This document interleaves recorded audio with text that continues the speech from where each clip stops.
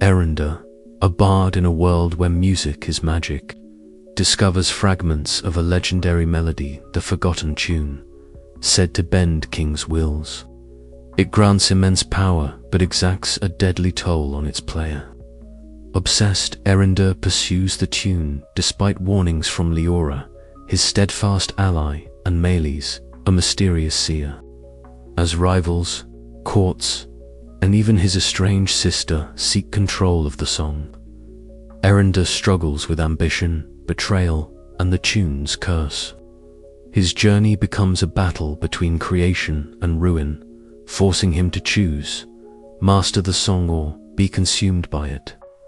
The sun had barely crested the jagged horizon when I found myself strumming my lute amidst the cacophony of the market. The air was thick with the mingled scents of fresh-baked bread, ripe fruit, and the temps of the nearby river. Vendors hawked their wares with boisterous calls, while children darted between carts, their laughter ringing like bells. I was Eryndor, a bard among many, but with dreams that stretched far beyond the well-trodden paths of this bustling town. Music was magic here, not just a pastime, but the very breath of our world.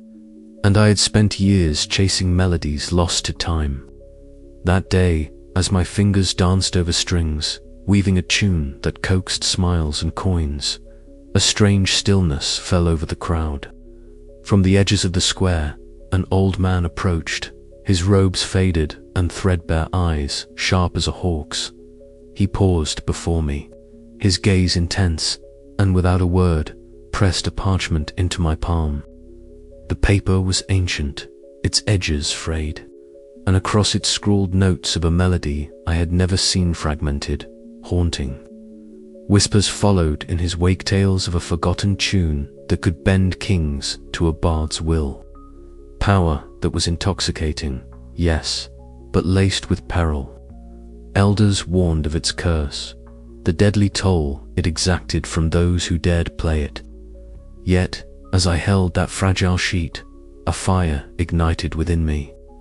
What was the price of a song that could shape fate itself? That evening, in the solitude of my cramped room lit by flickering candlelight, I traced the notes with trembling fingers. The melody whispered secrets in a language lost to memory, ancient harmonies humming beneath the surface. A shiver ran down my spine, both fear and fascination. Leora found me there, her tall frame silhouetted in the doorway. Her eyes, fierce yet full of warmth, met mine. "Eryndor," she said quietly, "some songs are best left unsung. This path you choose. It is dark and winding, but I could not turn away." The forgotten tune called to me, promising dominion and dread in equal measure. I was a bard, yes, but now I was something Moran, eager, seeker of a power long buried, and perhaps a man walking toward his own ruin. As the night deepened, the melody became my companion, its notes weaving through my dreams and waking thoughts alike.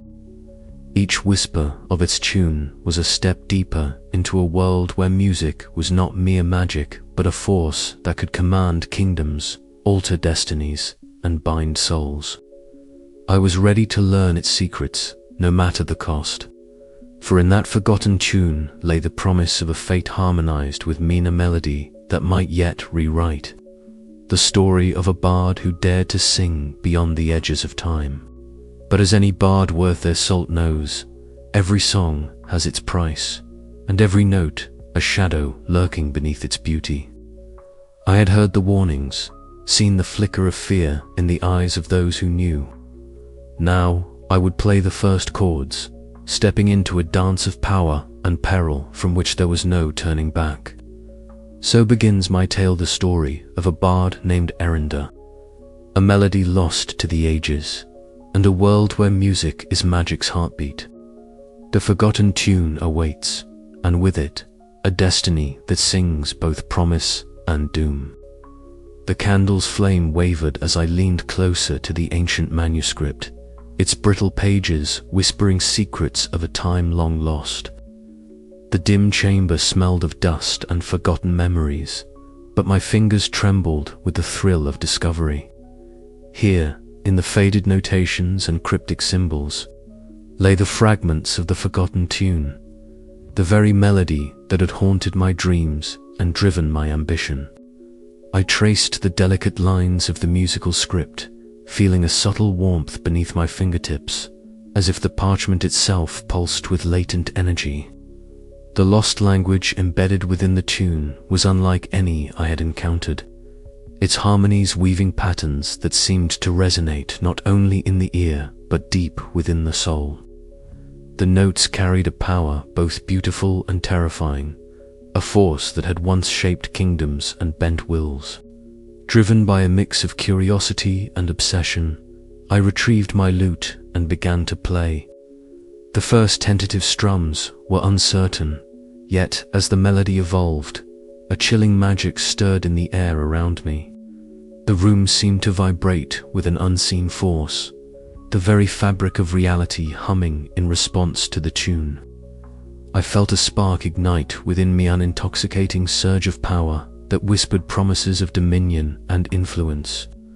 But with that power came an insidious toll. A creeping weariness settled into my bones, heavy and unyielding. My fingers grew numb, my breath shortened, and an ache spread through my chest that no melody could soothe. The magic was intoxicating, yes, but it was also draining me, twisting my body into a fragile vessel barely able to contain the force I sought to command. Leora's sharp voice broke through my reverie as she entered the chamber, her keen green eyes narrowing as she took in my pallid face and trembling hands. "Eryndor," she said, her tone both stern and tender, "you push yourself too hard. This tunet is not just music. It is a burden, a curse." I wanted to protest, to tell her I could control it, that the power was worth the price. Yet as I met her concerned gaze, I knew she was right. The melody was changing me, pulling me deeper into a realm where music was magic and magic was peril.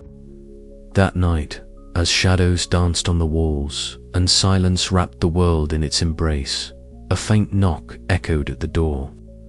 I opened it to find Maylis standing there, her silver hair glowing softly like starlight. Her eyes, shimmering with ancient wisdom, held a depth that unsettled and comforted me in equal measure. "The tune you chase," she murmured, "is woven from the lost language of a civilization swallowed by its own ambition.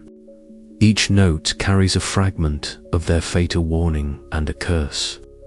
You must learn its true meaning, or the melody will consume you as it did them."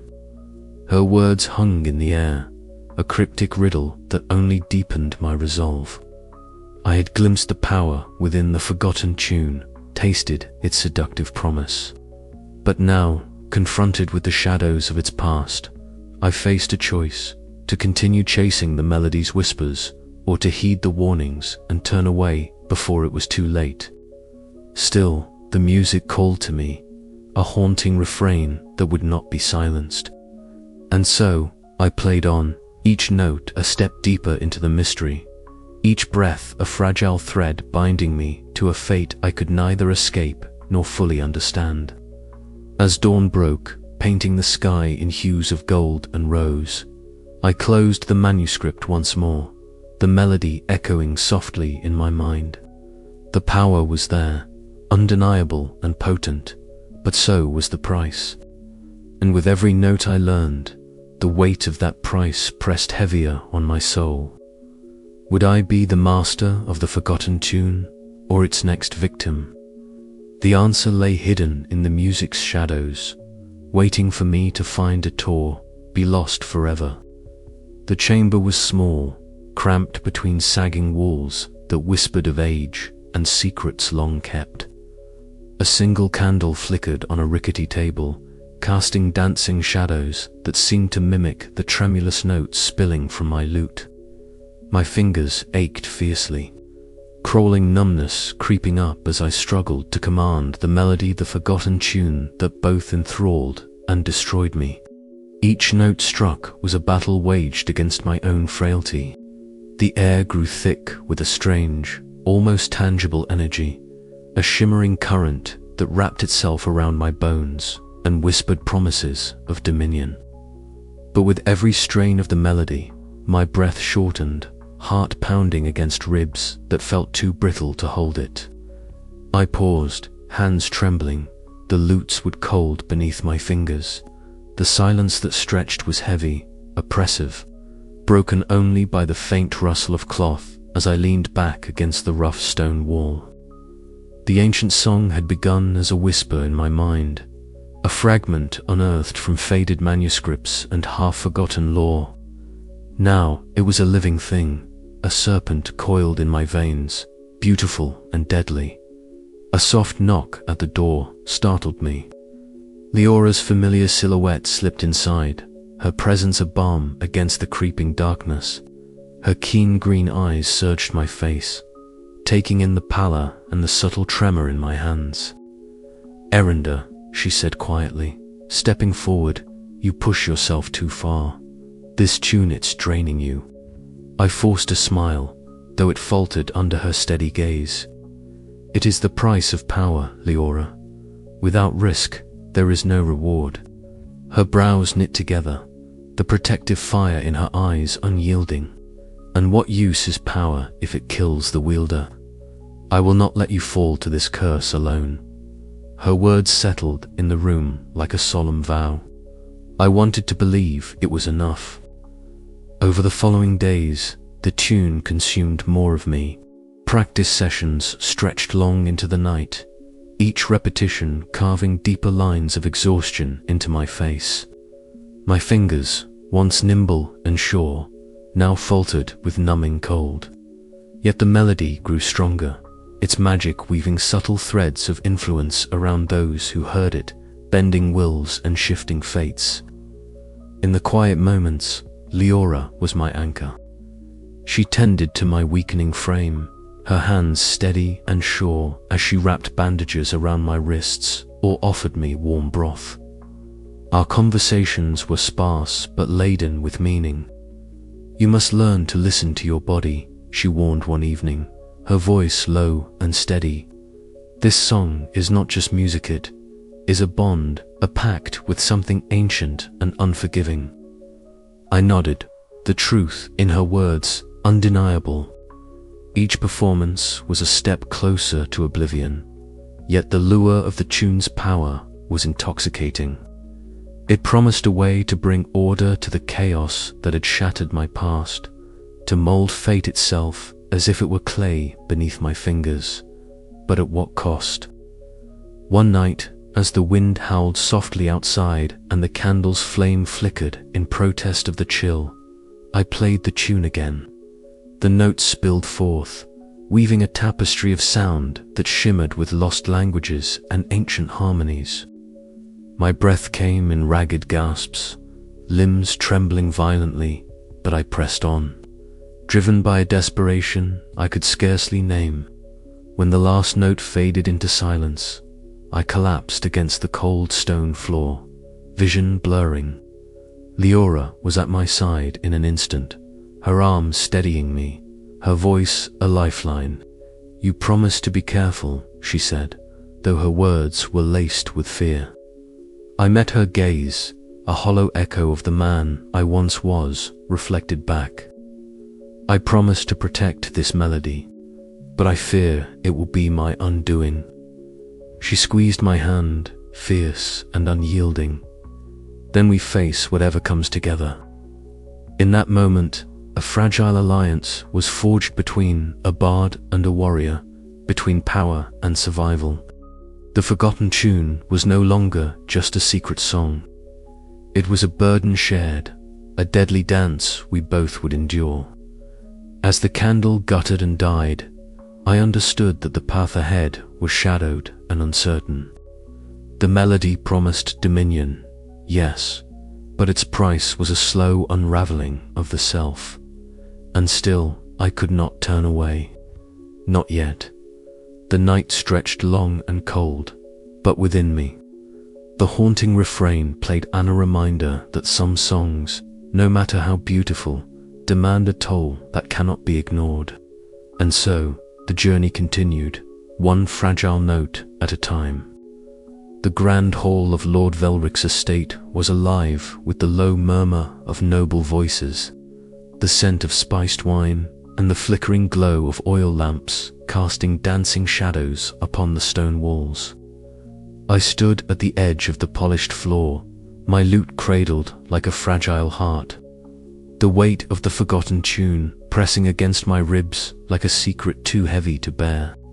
The chatter dimmed as the minor lord himself entered, his sharp eyes scanning the room with the practiced caution of a man who had lived long enough to distrust both friend and foe. I took a deep breath, the air thick with expectation and the faintest trace of unease. Fingers poised above the strings, I let the first note spill forth delicate, haunting, and utterly foreign to all but me. The melody unfurled like a ghostly mist, wrapping itself around the assembled guests, tugging at invisible threads woven into the fabric of their minds.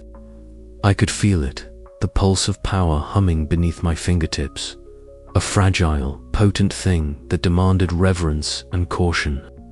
Lord Velric's gaze locked onto mine, a flicker of surprise crossing his face as he felt the melody reach into him, stirring thoughts and feelings he could neither explain nor resist. His posture softened imperceptibly. The rigid line of command in his shoulders slackened, as if the music had whispered a command only he could hear. The room held its breath, the nobles frozen in a tableau of shock and curiosity. It was then that I realized the true gravity of the forgotten tune. This was no mere song for amusement or comfort. It was a weapon, a thread that could bind kings and commoners alike to my will. But as the final notes trembled into silence, a cold wave of exhaustion swept through me, my fingers numb and my breath shallow. The cost was already manifesting, an invisible tax paid in fleeting vitality. Leora stood nearby, her keen green eyes scanning the room, alert for threats even as the crowd buzzed with whispered speculation. When our eyes met, she gave a subtle nod, her expression a mixture of pride and warning. "This will mark you," she said quietly. "Not all will welcome such power, and not all will wait patiently." The whispers began even before I left the hall. Rumors, half-formed and eager, spread like wildfire through the city's winding streets. The tune's existence was no longer my secret. Rival factions, hungry for influence, and agents of King Maldron whose shadow now stretched long across the land would soon converge upon me. The weight of the melody's promise pressed heavier than ever. That night, as I walked beneath the pale gaze of the moon, the tune hummed softly in my mind, a siren's call promising dominion and doom intertwined. The song was a living thing, demanding sacrifice and loyalty, and I was caught in its deadly dance. With each step, the path ahead grew darker, but I could not turn away. The melody had chosen me, and I was bound to play it, for better or worse. I touched my lute nervously, the wood warm beneath my fingers, and whispered the fragments of the tune once more. It was a melody lost to time, yet alive within me, a forgotten song that could bend kings to my will, but at the cost of my very soul. The court of shadows awaited, and I was both its prisoner and its master, and so the game began. The flickering lamps inside the estate cast elongated shadows that wavered like ghosts against the rough stone walls. The air was thick with the scent of roasted meats and heady perfumes, but beneath it all lay a tension that prickled my skin. Eyes followed me as I moved to the center of the room, the murmurs swelling into a hush.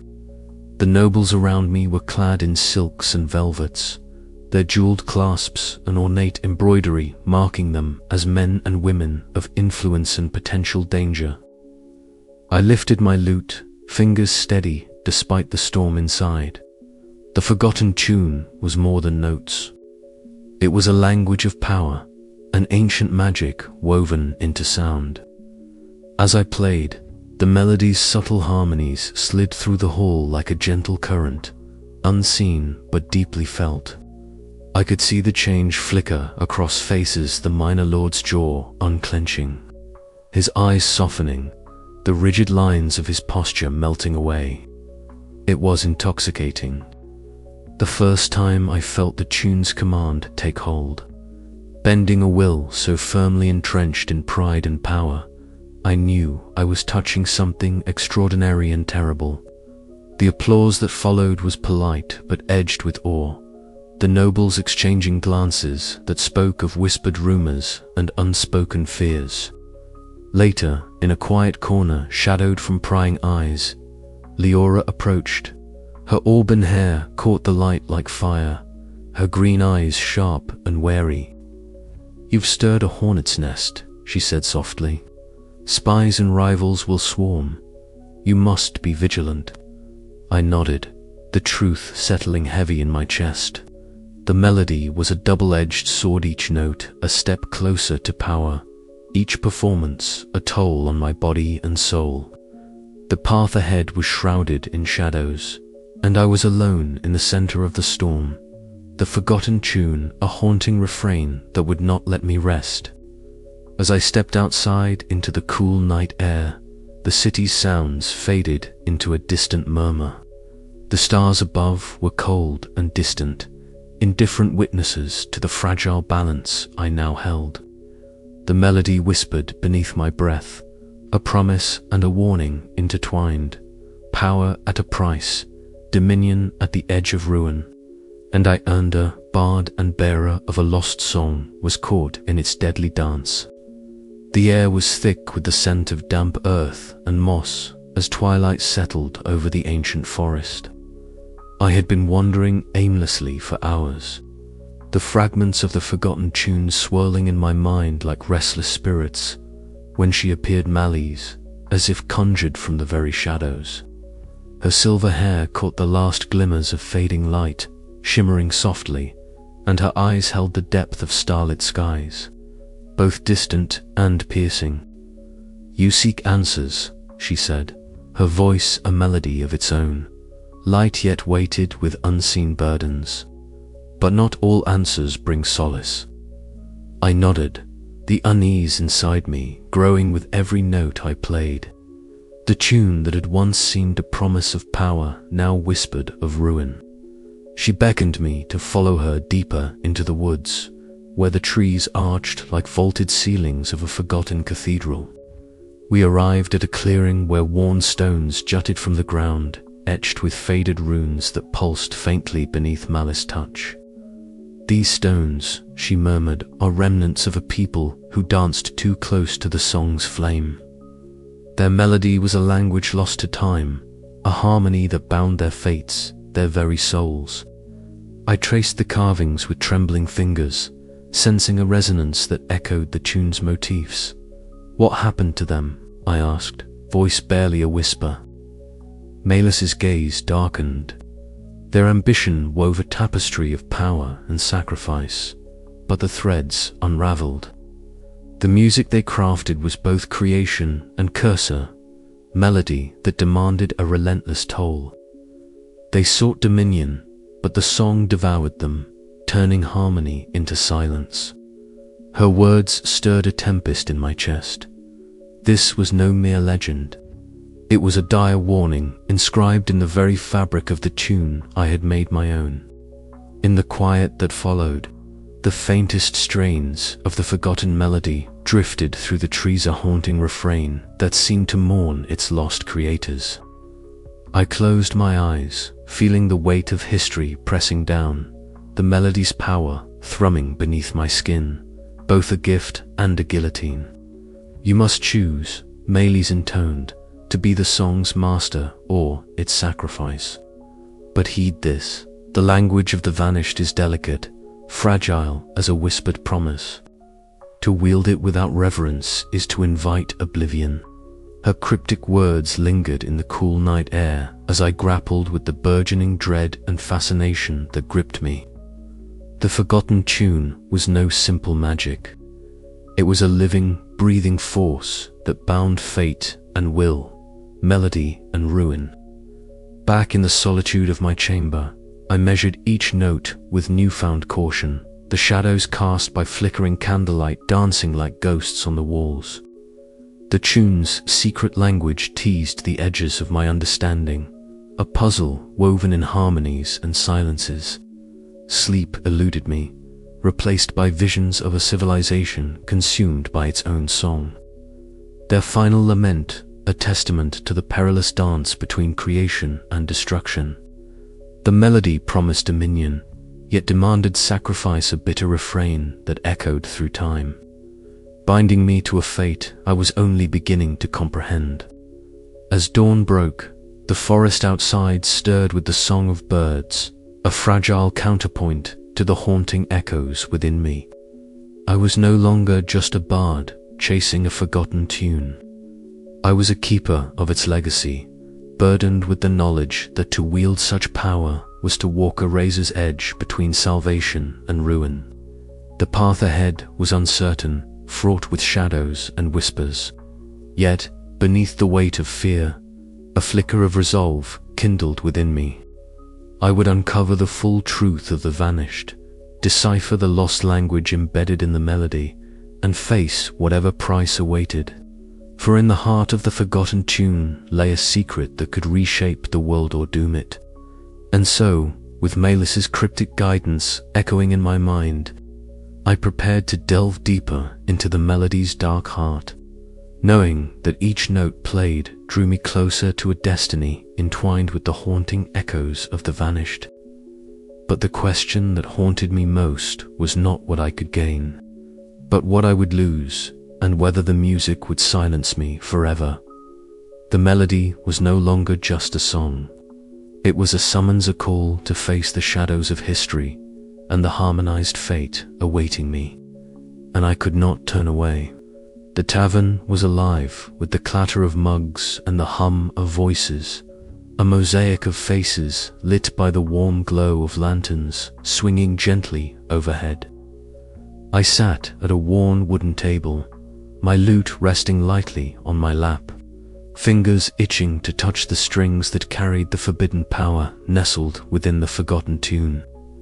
Around me, the crowd was a sea of curious eyes and cautious whispers, a mingling of skepticism and awe.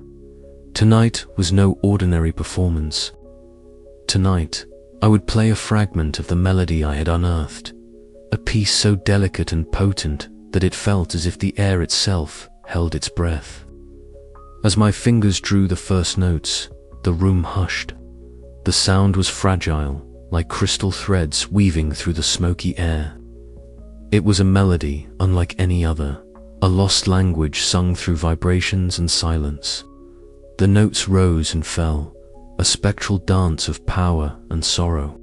I could feel the magic thrumming beneath the surface, a subtle pulse that set nerves alight and hearts fluttering with unease.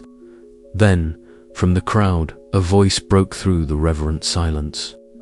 Eryndor, Talon's sneer was sharp and unmistakable, slicing through the melody like a discordant chord.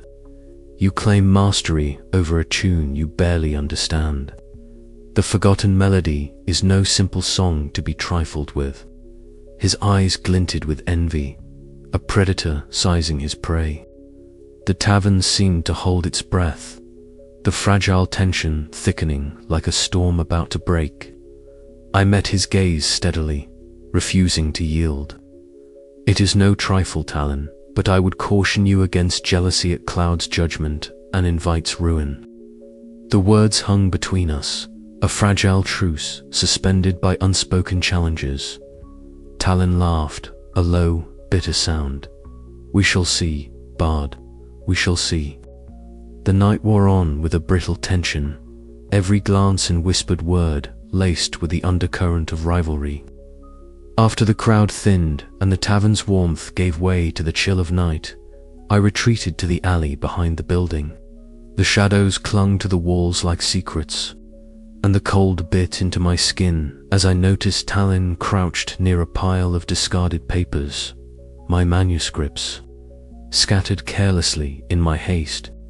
His fingers moved deftly, copying the notes of the forgotten tune with a hunger that sent a cold shiver down my spine. The torchlight flickered, casting erratic shadows over his face, twisted in concentration and greed. I stepped forward, my heart pounding. "Talon," I said quietly, but the weight of accusation was clear. He froze, eyes flashing with defiance and desperation. "I only seek what is rightfully earned," he said, voice low but fierce. "The tune is not a prize to be stolen," I replied. "It is a burden and a curse." His expression faltered for a moment, revealing a glimpse of doubt beneath the bravado. "Then perhaps it is you who does not understand its true cost." The encounter left a bitter taste, a reminder that the melody's power attracted not only awe but envy and danger. I knew then that I must guard not only the tune but the fragile trust of those around me. Back at camp, Leora's presence was a balm to my fraying nerves. Her hands, strong and steady, moved over mine, checking for signs of strain and exhaustion. "You push too hard," she said, her voice firm but gentle. "This path will break you if you do not tread carefully." I met her gaze, grateful for her unwavering loyalty, yet burdened by the weight of my own ambition. "I cannot stop now," I admitted. "The melody calls to Met promises order where there is chaos, hope where there is despair." Leora's eyes softened, but her resolve remained unshaken. "Then you must learn to protect yourself and the song from those who would see it twisted to ruin." Her words settled over me like a cloak, a reminder that I was not alone, yet the solitude of my burden deepened. The forgotten tune was no longer just a melody. It was a living force that pulled at the very fibers of my being. Later, as a storm raged outside, I sat alone in the tent, the flickering candlelight casting long shadows against the canvas. My lute lay across my knees, strings silent but humming with latent power. The melody whispered in my mind, a seductive promise and a haunting threat. I traced the contours of the notes, fingers trembling with a mixture of reverence and fear. Could I truly wield this power without losing myself? Could I protect the fragile balance between melody and fate? Or would I become another casualty in the deadly dance of music and ambition?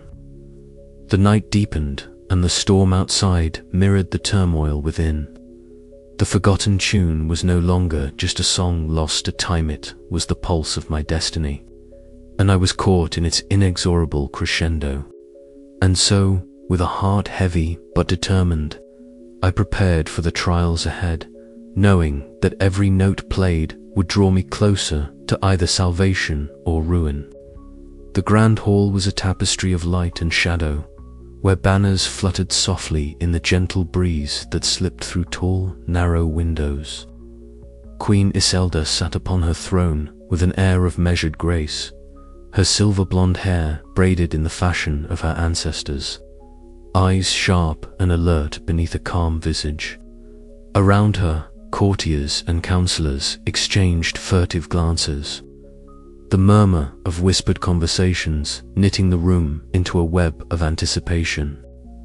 I stood before them, lute in hand, the weight of countless expectations pressing on my shoulders. The forgotten tune lay dormant in my fingers, a fragile thread connecting past and present, power and peril. As my fingers brushed the strings, a hush settled over the hall. The first note slipped out, delicate and haunting, weaving through the space like a silken thread. The melody was not merely sound, it was a language lost to time, a symphony of ancient harmonies that spoke beyond words. The courtiers leaned in, caught in the spell, their expressions shifting from curiosity to something more profounder subtle recognition of the tune's power. Queen Isildur's gaze remained steady, but I sensed the flicker of uncertainty beneath her composed exterior. This was no ordinary music. It was a force that could bind wills and unravel fates. As the melody unfolded, I felt it pulling at the very fabric of the room, weaving invisible threads that connected king and rebel, ally and foe. Each note was a stitch in a complex tapestry of influence, and I was both weaver and thread. The power was intoxicating, yet the toll it exacted whispered at the edges of my consciousness, reminder that every gift bore a price. After the performance, the room buzzed with quiet deliberation. Queen Isildur approached, her eyes meeting mine with a mixture of respect and caution. "The melody holds a potent sway," she said softly, "one that could bring peace or provoke war. We must tread carefully." Leora was at my side in an instant, her presence a steady anchor. "We'll need to strengthen our alliances," she murmured, voice low but firm. "The factions watching us won't hesitate to strike if they sense weakness." Later, in the shadowed corridors of the palace, we spoke in hushed tones, plotting a path through the labyrinth of court intrigue. Every alliance was a fragile thread, every word a potential snare. The tune's influence was a double-edged sword capable of bending wills, yet threatening to ensnare its wielder in a web of unseen consequences. That night, Melis appeared in my chamber as if summoned by the melody itself. Her silver hair shimmered faintly in the candlelight, eyes reflecting the starlit wisdom of ages. She spoke in riddles, deciphering patterns within the lost language embedded in the tune. "The melody is a map," she whispered, "of fate's delicate dance, each note a choice, each silence a turning. It binds us and frees us in equal measure. But beware, for the balance is fragile." Her words settled over me like a solemn vow. The tune was no mere weapon. It was a living thing, a harmony of destiny and desire that demanded respect. In the quiet hours before dawn, I wandered the palace gardens, the cool air carrying the scent of jasmine and earth. The fading light cast long shadows, mirroring the doubts and hopes tangled within me. The tune's refrain echoed softly in my mind, a haunting reminder of the path I had chosen. Could I navigate the intricate dance of power and sacrifice without losing my soul? Was it possible to wield the melody's magic and still find a way to rewrite my own fate?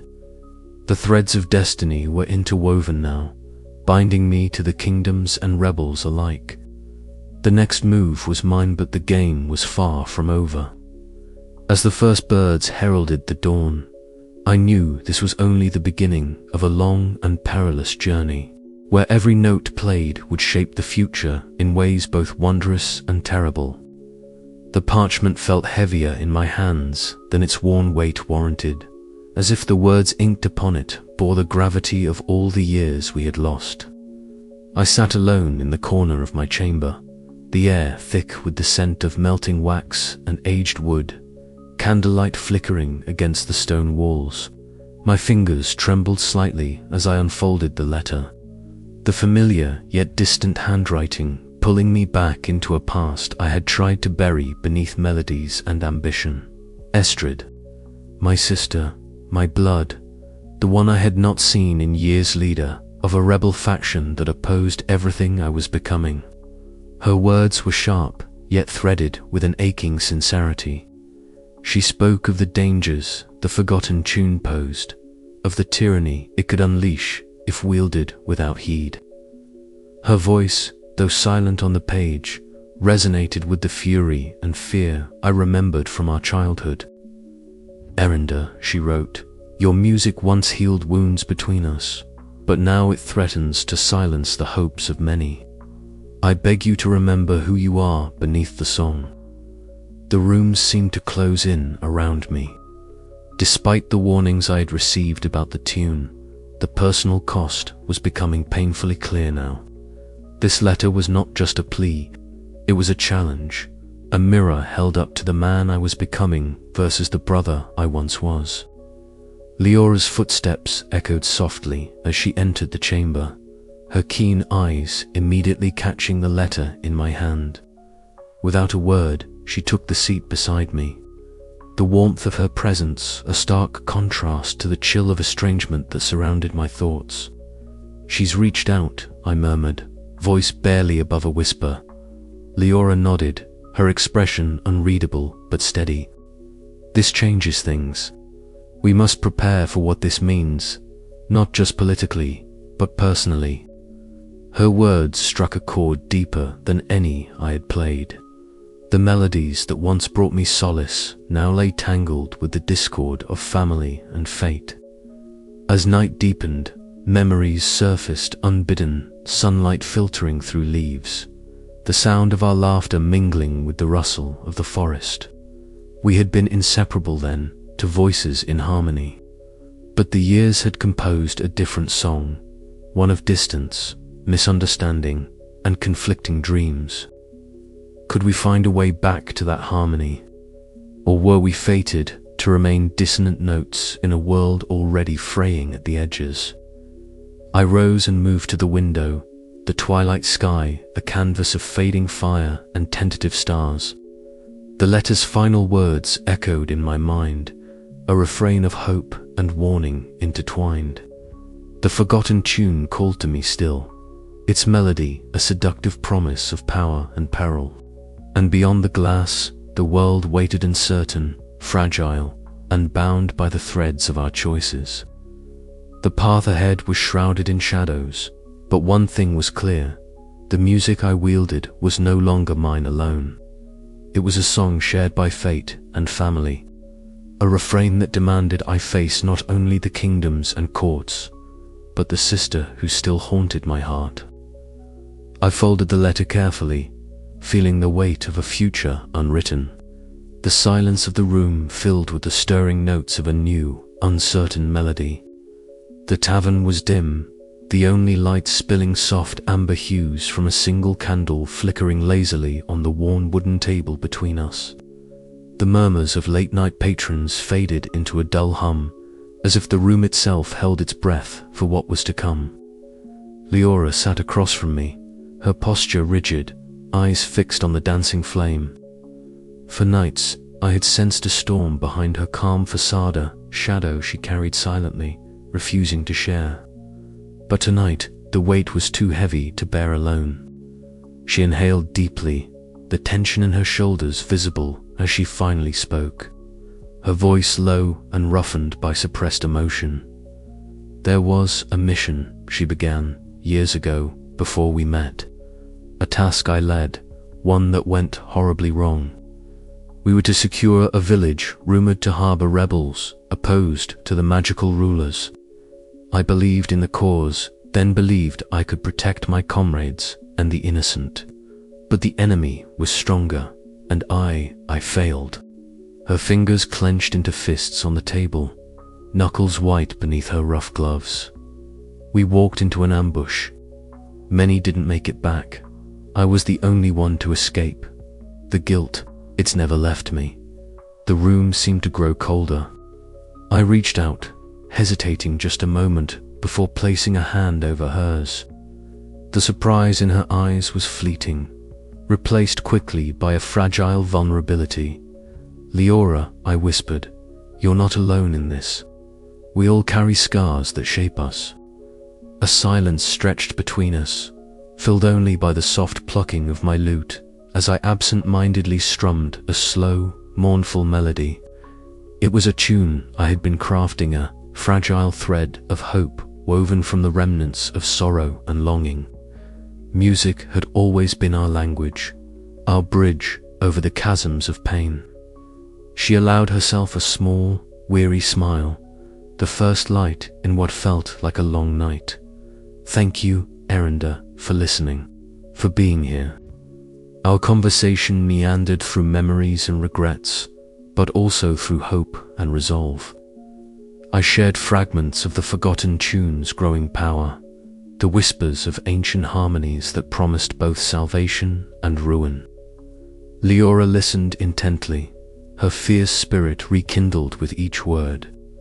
As dawn approached, we moved from the tavern to the quiet safety of my chamber. Maps and letters lay scattered across the table, each mark a thread in the tangled web of political intrigue and looming conflict. Rival factions vied for control, and King Maldron's shadow loomed ever larger.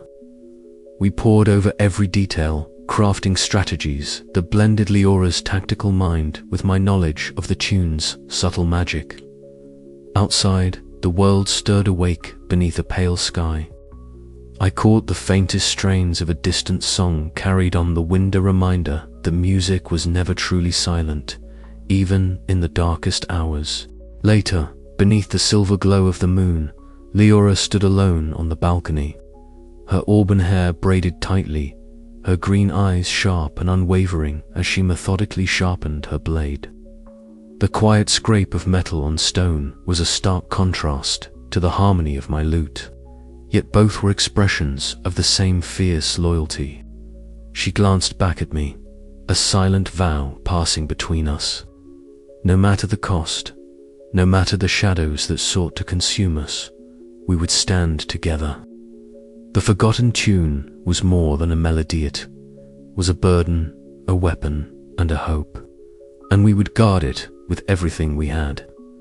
The night deepened, and with it, the unspoken promise that whatever trials lay ahead, we would face them as one. The war for the song's power was only beginning, and in the quiet of that moment, I felt the first stirrings of a bond that might yet rewrite our fates. But even as hope flickered, a chill lingered, a reminder that some shadows never fully fade, and the past's haunting refrain could still strike the deepest chords of our souls. The tune awaited, as did destiny, and so did the darkness. I tightened my grip on my lute, steeling myself for the journey ahead. The melody was no longer mine. Alone it belonged to all who dared to listen, to fight, and to survive. And in that knowledge, I found a fragile strength. The night whispered promises and threats alike, but I was ready to face them, for the song, for Leora, for the fragile hope that could yet rise from the ruins of our past. The dance of melody and shadow continued unceasing, relentless and utterly alive, and I would not falter. The first notes of our next chapter were about to be played. The night pressed in close, the shadows in my chamber thickening like a shroud around my weary form. I sat hunched over my lute, the strings whispering back to me the faintest fragments of the forgotten melody, a tune that had begun to feel less like a song and more like a living thing, writhing within my bones. My fingers trembled, numb and uncooperative, as if the magic I coaxed from them demanded a toll far beyond mere fatigue. Each note was a shard of ice, cutting through the haze of exhaustion clouding my mind. I closed my eyes and tried again. A single note, pure and clear, hovered in the air before fading like a breath lost to winter winds. I gasped, clutching the lute tightly, my breath shallow and ragged. The room spun, the stone walls tilting as though the vanished civilization whose ruins I had glimpsed in dreams was leaning in to watch, waiting to judge me. The melody's curse was no longer a distant warning. It was a claw sinking deeper into my flesh, sapping strength and will alike.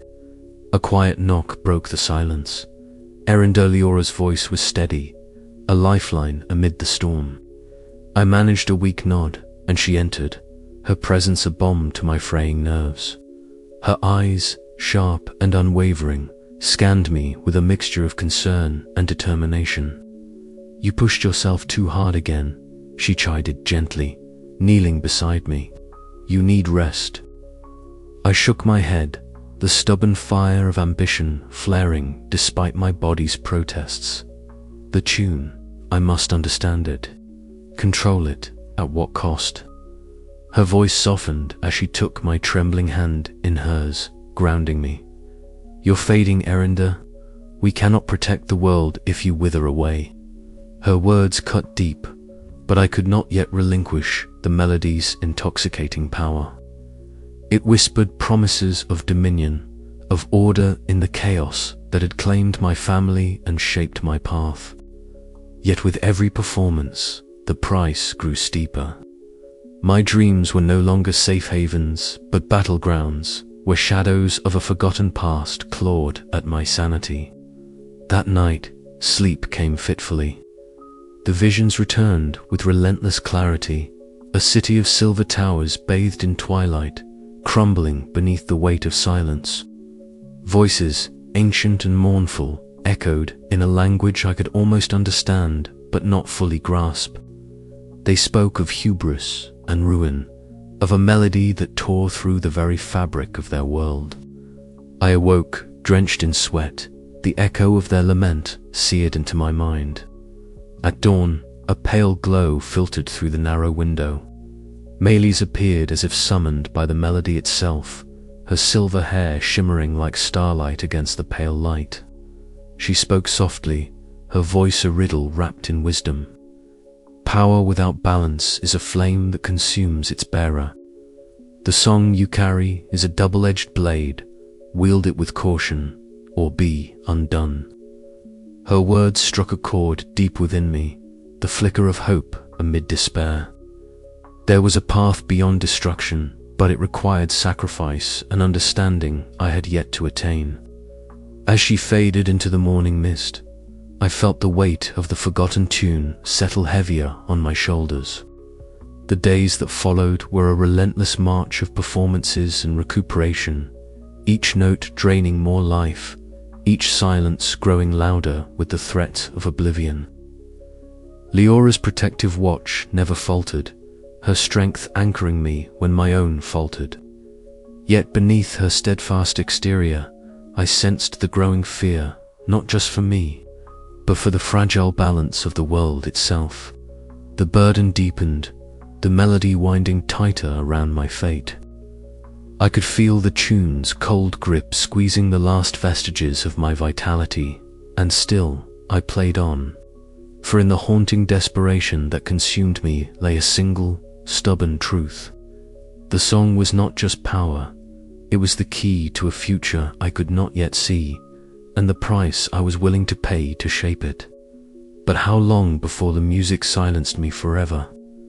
The night closed in once more, the lute resting quietly in my lap, its strings humming faintly with a promise and a threat. The forgotten tune was no longer just a melody. It was my curse, my salvation, and the haunting refrain that bound my soul. The air was heavy with the scent of earth and stone as Melis led me through the brittle remains of a once great city. The ruins stretched before us like the bones of a fallen giant, their jagged silhouettes etched against the fading light of dusk. Towering pillars, cracked and weather-worn, rose from the ground, their surfaces carved with intricate runes that pulsed faintly with an ancient, lingering magic. I could feel the hum beneath my feet, a subtle vibration that seemed to echo the melody I had come to know so intimately yet hear. It was muted, a ghost of what had once been. Melis moved with a serene grace, her silver hair catching the dying light like threads of starlight woven into the night. Her eyes, deep and shimmering, were fixed on the runes as if drawing secrets from their very essence. "This is where the song began," she whispered, her voice a soft murmur that seemed to blend with the whispering wind, "and where it ended." I stepped closer to a towering pillar, tracing the faded carvings with a trembling hand. The symbols formed a language lost to all but a few, an ancient tongue woven into the very fabric of the tune I had dared to master. As I studied the inscriptions, a tapestry of images emerged, a civilization vibrant and alive, their faces alight with joy as they played their instruments in harmonious communion with the world around them. The murals depicted grand celebrations, the air thick with music that seemed almost tangible, flowing like a river of light.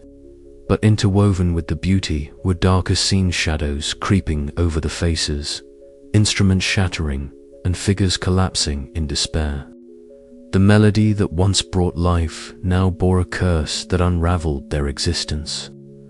Malice's fingers traced a mural depicting a great tower, its spires twisting and breaking as a wave of silence swept over the city, smothering its song. They sought to bind magic and music into a single force, Malice explained, her voice tinged with sorrow. But in their pride, they forgot the cost. The tune's power demanded sacrifice balance that once broken turned creation to ruin. I felt a cold shiver pass through me. The very tune I wielded was a fragment of this lost history, a relic of hubris and downfall. Each note I played was a thread woven into the same tapestry, a dance on the edge of destruction. As I read aloud the inscriptions, the ancient words resonated in the air, their sound vibrating against the stones like a mournful echo. The language was fragile, delicate as a spider's web, its meaning slipping through the grasp of time. But in these ruins, the truth was clear. Power demanded a price, and the song that promised dominion could just as easily herald oblivion. Night fell swiftly, and we lit torches that cast flickering shadows across the cracked stones. The ruins seemed to breathe around us, alive with memories of laughter and loss. I felt the tune's curse stir within me, a tightening coil of cold fire in my chest. Melis placed a steady hand on my shoulder, her touch grounding me amid the rising tide of despair. "You must tread carefully, Eryndor," she said, her eyes reflecting the torchlight. "The path ahead is fraught with peril, but understanding the past is the first step toward shaping a different future." I nodded, swallowing the lump of fear that tightened my throat. The haunting melody of the ruins echoed in my mind, a refrain of sorrow and warning that would not be silenced. In this place of echoes and shadows, I glimpsed the true cost of the power I sought hand, the sacrifice it would demand. The night deepened, and the ruins whispered their secrets beneath the stars. As I prepared to leave, a final thought lingered. Could I rewrite the song of fate, or was I destined to become just another note lost to time? The answer lay hidden in the fragile language of the ancients, waiting to be found or forgotten once more. With a heavy heart and a mind ablaze with newfound knowledge, I stepped away from the ruins, the melody of the forgotten tune ringing in my ears like a haunting dirge. The journey ahead was uncertain, but one thing was clear. The song I carried was more than magic, it was a legacy of power, sacrifice, and the delicate balance between creation and ruin. And to master it, I would need to understand not only its melody, but the silence it could bring. The tavern's warmth felt like a fragile shield against the chill that gnawed at my core. I sat at the farthest corner, fingers casually tracing the rim of my mug, though my mind raced with unease. Chauvan had been my confidant for months now, a shadow in the courts, a man whose quick wit and sharper tongue had often steadied my faltering steps. Yet, tonight, beneath the flickering lantern light, a different man sat across from me, one whose eyes darted furtively, betraying secrets far darker than the whispered gossip of court intrigue. His voice was low, almost a hiss, as he leaned closer. "The king grows restless," he muttered, eyes flickering to the darkened doorway. "Your tune unsettles him more than he admits." I nodded, wary. "And you? Where do your loyalties lie, Chauvan?" A shadow passed over his face, a brief flicker too fast for untrained eyes to catch. "With whoever holds the strings of power." The words settled like a stone in my stomach.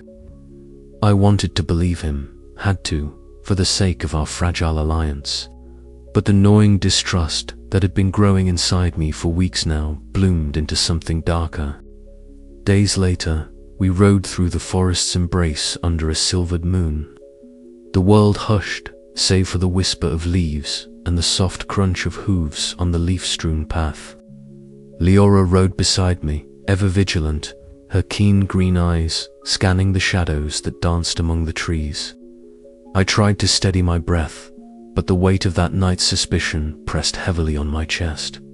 Suddenly, the silence shattered. Figures burst from the darkness, blades glinting wickedly in the moonlight. The ambush was swift and brutal. Leora's sword sang through the air, a fierce symphony of steel and grit, but the numbers were overwhelming. Pain blossomed like wildfire as a blade found its mark, burning through flesh and bone. I fell to the earth, the cold soil pressing against my cheek, mingling with the coppery taste of my own blood. Leora fought fiercely at my side, her voice a fierce promise and a desperate plea as she drove our attackers back. The night echoed with the clash of battle and the ragged gasps of survival. When the last assailant fled, leaving only echoes behind, Leora knelt beside me, her hands trembling yet steady as she pressed a cloth to my wound. "You must hold on," she whispered, eyes gleaming with fierce determination. "We will find who did this." Days passed in a blur of fevered dreams and whispered fears.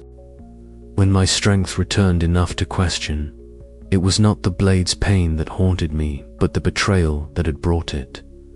Yorvan's face haunted every shadow, every whispered doubt. I confronted him in a dim chamber heavy with the scent of burning wax and old parchment.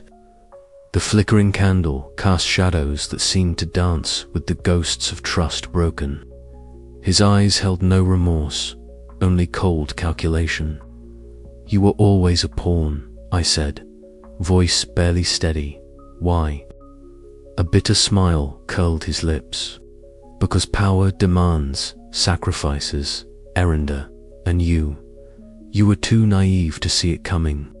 The truth, sharp and unforgiving, cut deeper than any blade. In that moment, I realized the tune's greatest curse was not just the toll it took on my body, but the isolation it carved around my soul.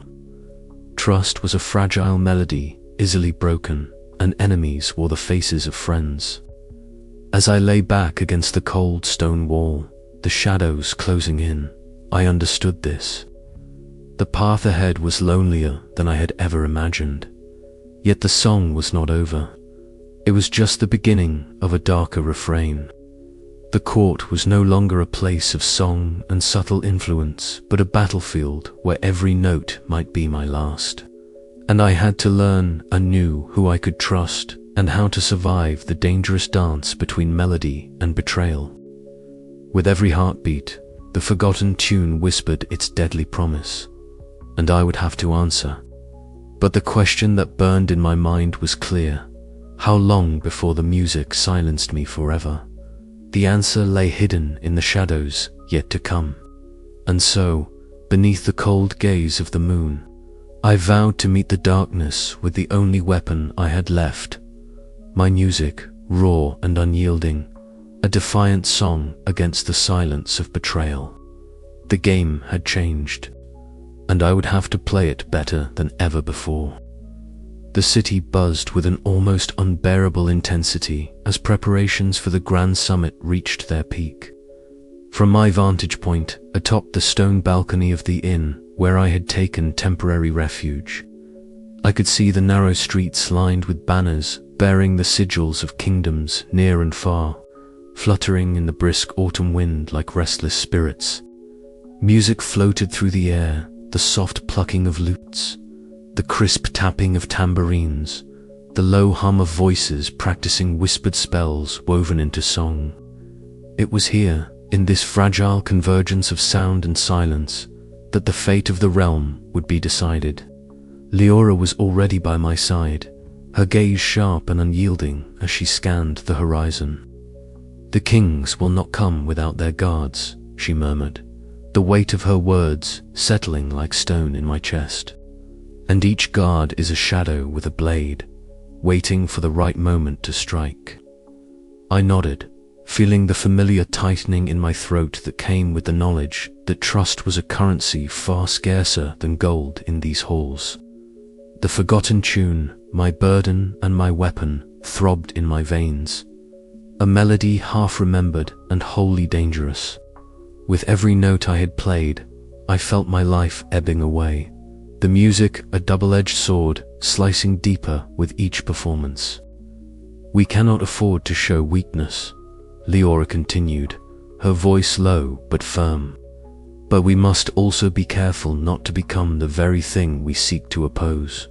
Her words echoed my own fears.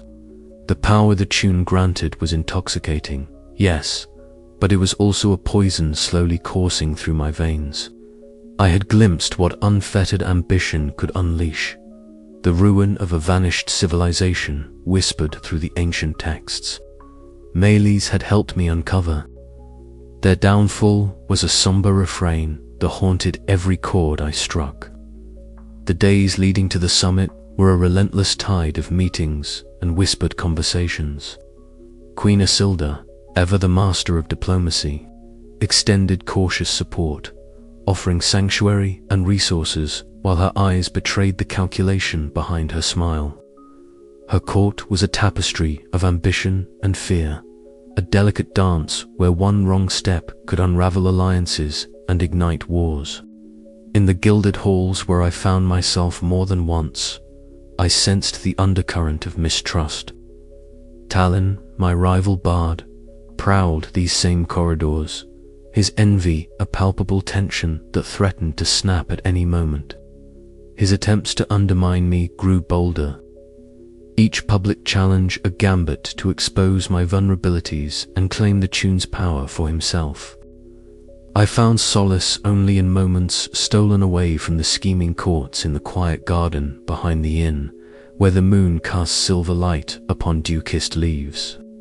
There, I would cradle my lute and coax the forgotten melody from its strings, each note a bittersweet whisper that wound tightly around my heart.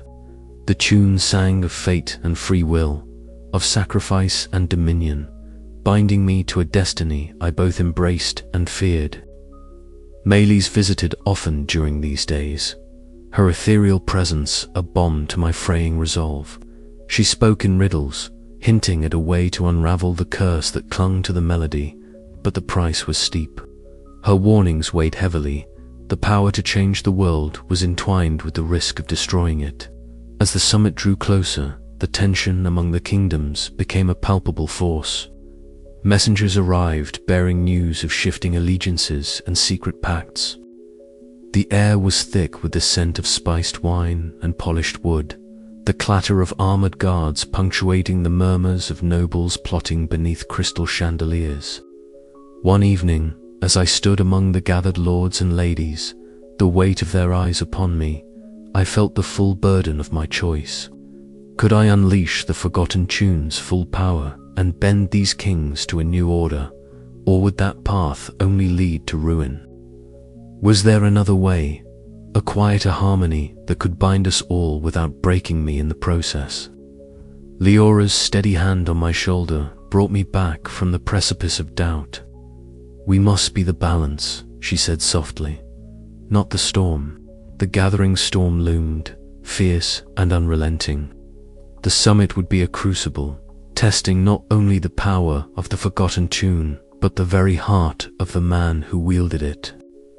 As the first notes of the melody stirred in my soul, I knew that the dance of fate and music was about to reach its crescendo, and that my choice would echo through the ages, a refrain of hope or despair. With a final glance toward the horizon where banners fluttered beneath an ominous sky, I tightened my grip on my lute. The time for hesitation had passed. The music was calling, and I must answer. But in what key would the world sing when the last note faded into silence? The night deepened around me, thick with promises and threats alike. Somewhere beyond the city walls, King Maldron's shadow stretched long and dark, his twisted crown gleaming like a curse. The summit awaited, and with it, the fate of all who dared to play the forgotten tune. And so, beneath the watchful eyes of stars and sentinels, I stepped forward into the gathering storm, a bard poised on the edge of destiny, where every note could either bind or break the fragile harmony of a world balanced on melody and magic. The torchlight flickered unevenly against the cold stone walls of King Maldron's war chamber, casting long, twisted shadows that seemed to dance with a sinister life of their own. At the heart of the room, seated upon a throne carved from blackened iron and bone, Maldron's gaze was sharp and unyielding. His twisted iron crown caught the light with a dull gleam, jagged spikes resembling the cruel melodies he sought to master. The scar that ran diagonally across his cheek was a harsh reminder of the battles he had survived, battles that had only hardened his insatiable hunger for control. "The bard's influence grows like a poison," Maldron said, his voice low and edged with cold fury. "We cannot allow his melody to unsettle the balance of power any longer. Send forth the elite guard. Let them silence his song at its source." The room fell silent, save for the faint hum of magic emanating from the runes etched into the armor of the elite guard captain standing before the king. Clad in dark, rune-inscribed plate armor that seemed to absorb the very light around them, the captain nodded once, a grim affirmation. "They will move under cover of night, my lord. The suppression magic will weaken his hold and sever his influence." Outside the chamber, the city lay cloaked in a thickening dusk. Eryndor sat alone in his chamber, the dim glow from a single candle casting a wavering light over the strings of his lute. His fingers traced the worn wood absently, humming softly the haunting fragments of the forbidden tune. Each note seemed to draw a shadow closer, a weight settling deep in his bones. He was acutely aware of the danger closing in, the oppressive presence of Maldron's will like a tightening noose. Leora stood silently behind him, her eyes sharp and alert, her auburn hair braided tightly to keep it from obscuring her vision. She radiated a calm strength that belied the storm gathering beyond their walls. "They are coming," she said softly, her voice steady but resolute. "You must be ready." Eryndor swallowed the lump in his throat, feeling the familiar ache in his chest, the bitter price of the tune's power. "I am not sure how much longer I can hold on," he admitted, his voice barely above a whisper. "Every time I play, it drains more than just my strength. It twists the very threads of my fate." Leora stepped forward, placing a firm hand on his shoulder. "Then we fight smarter, not harder. We use what we've learned. The tune's power is not just in the notes, but in the silence between them." As night deepened, the elite guard moved like shadows through the cobblestone streets. Their presence was a silent threat, the runes on their armor flickering with a cold, suppressive magic that sought to unravel the delicate harmonies Eryndor had woven. Whispers of their approach spread through the city's alleys and corridors, sowing fear in the hearts of those who believed in the bard's cause.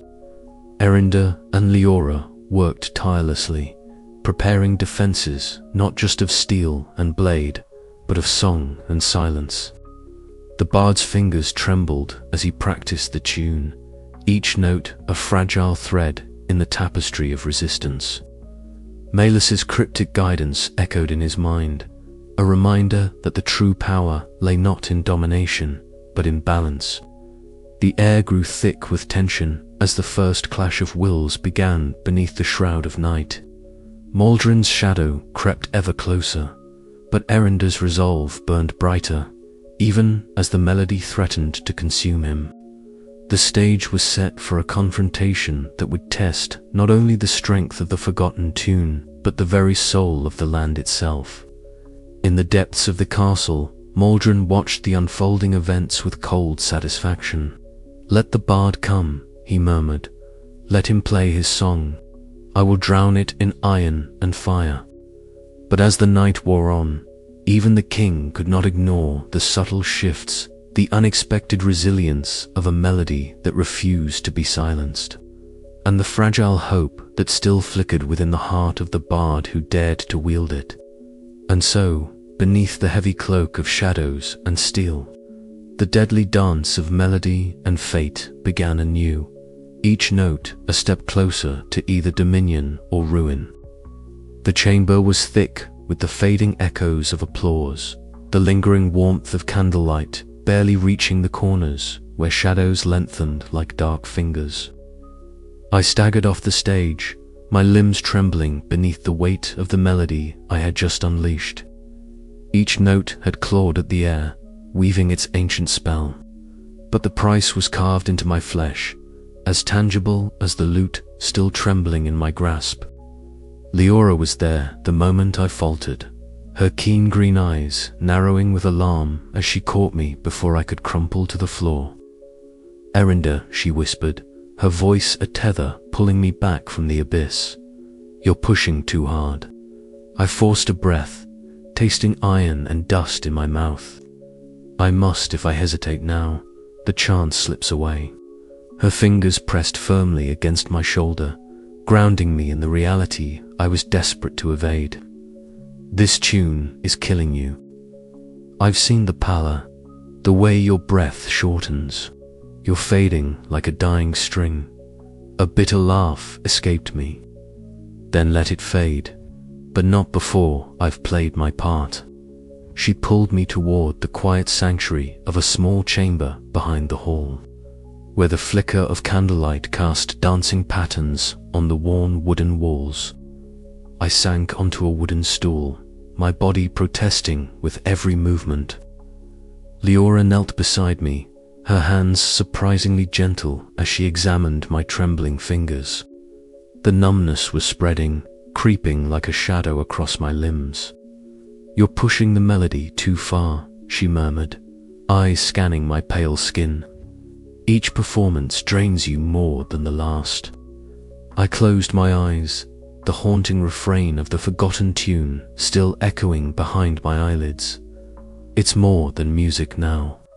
It's a thread in the fabric of fate.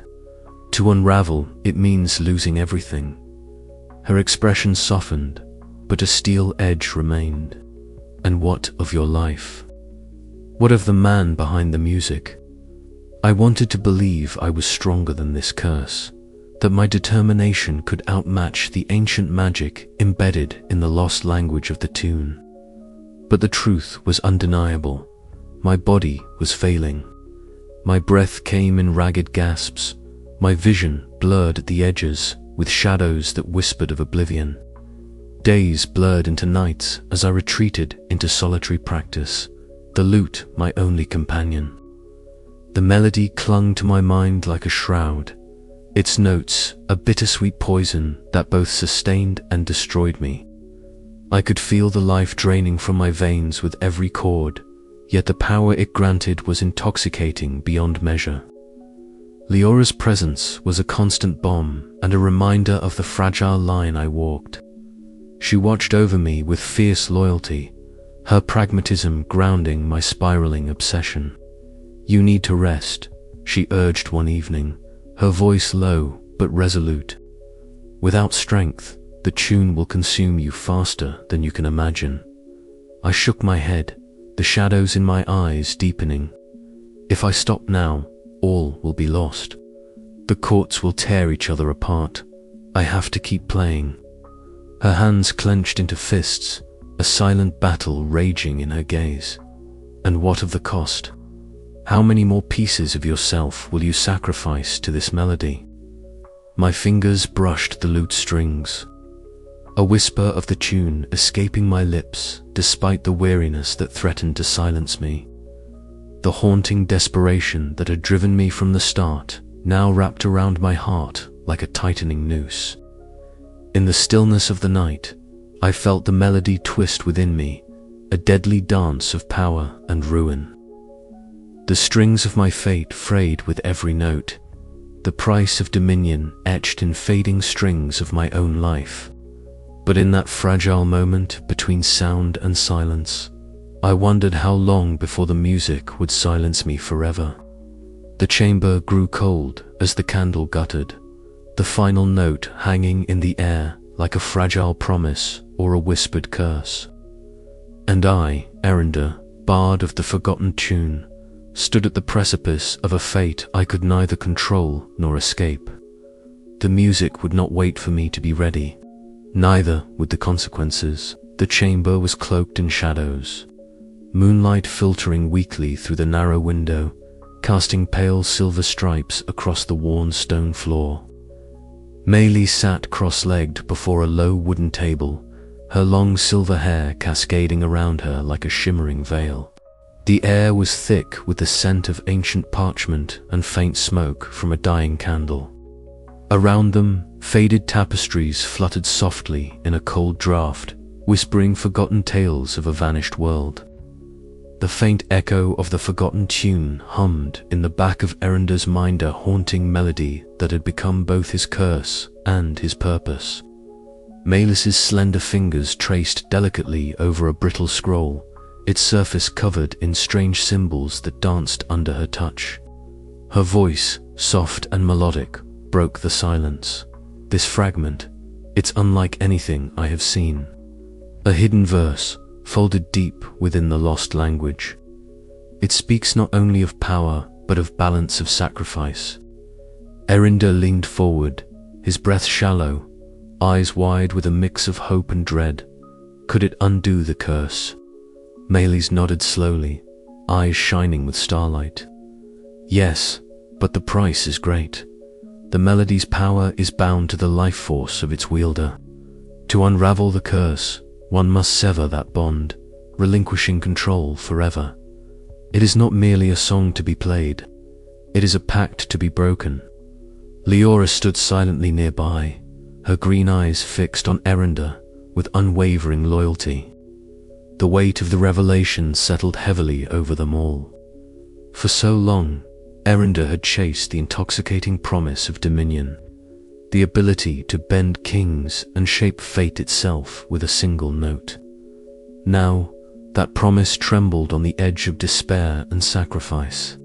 The silence was broken by the faintest murmur of wind, carrying with it the lingering echoes of distant music, once joyous, now mournful. Eryndor's fingers twitched, longing to touch his lute, to summon the melody one last time.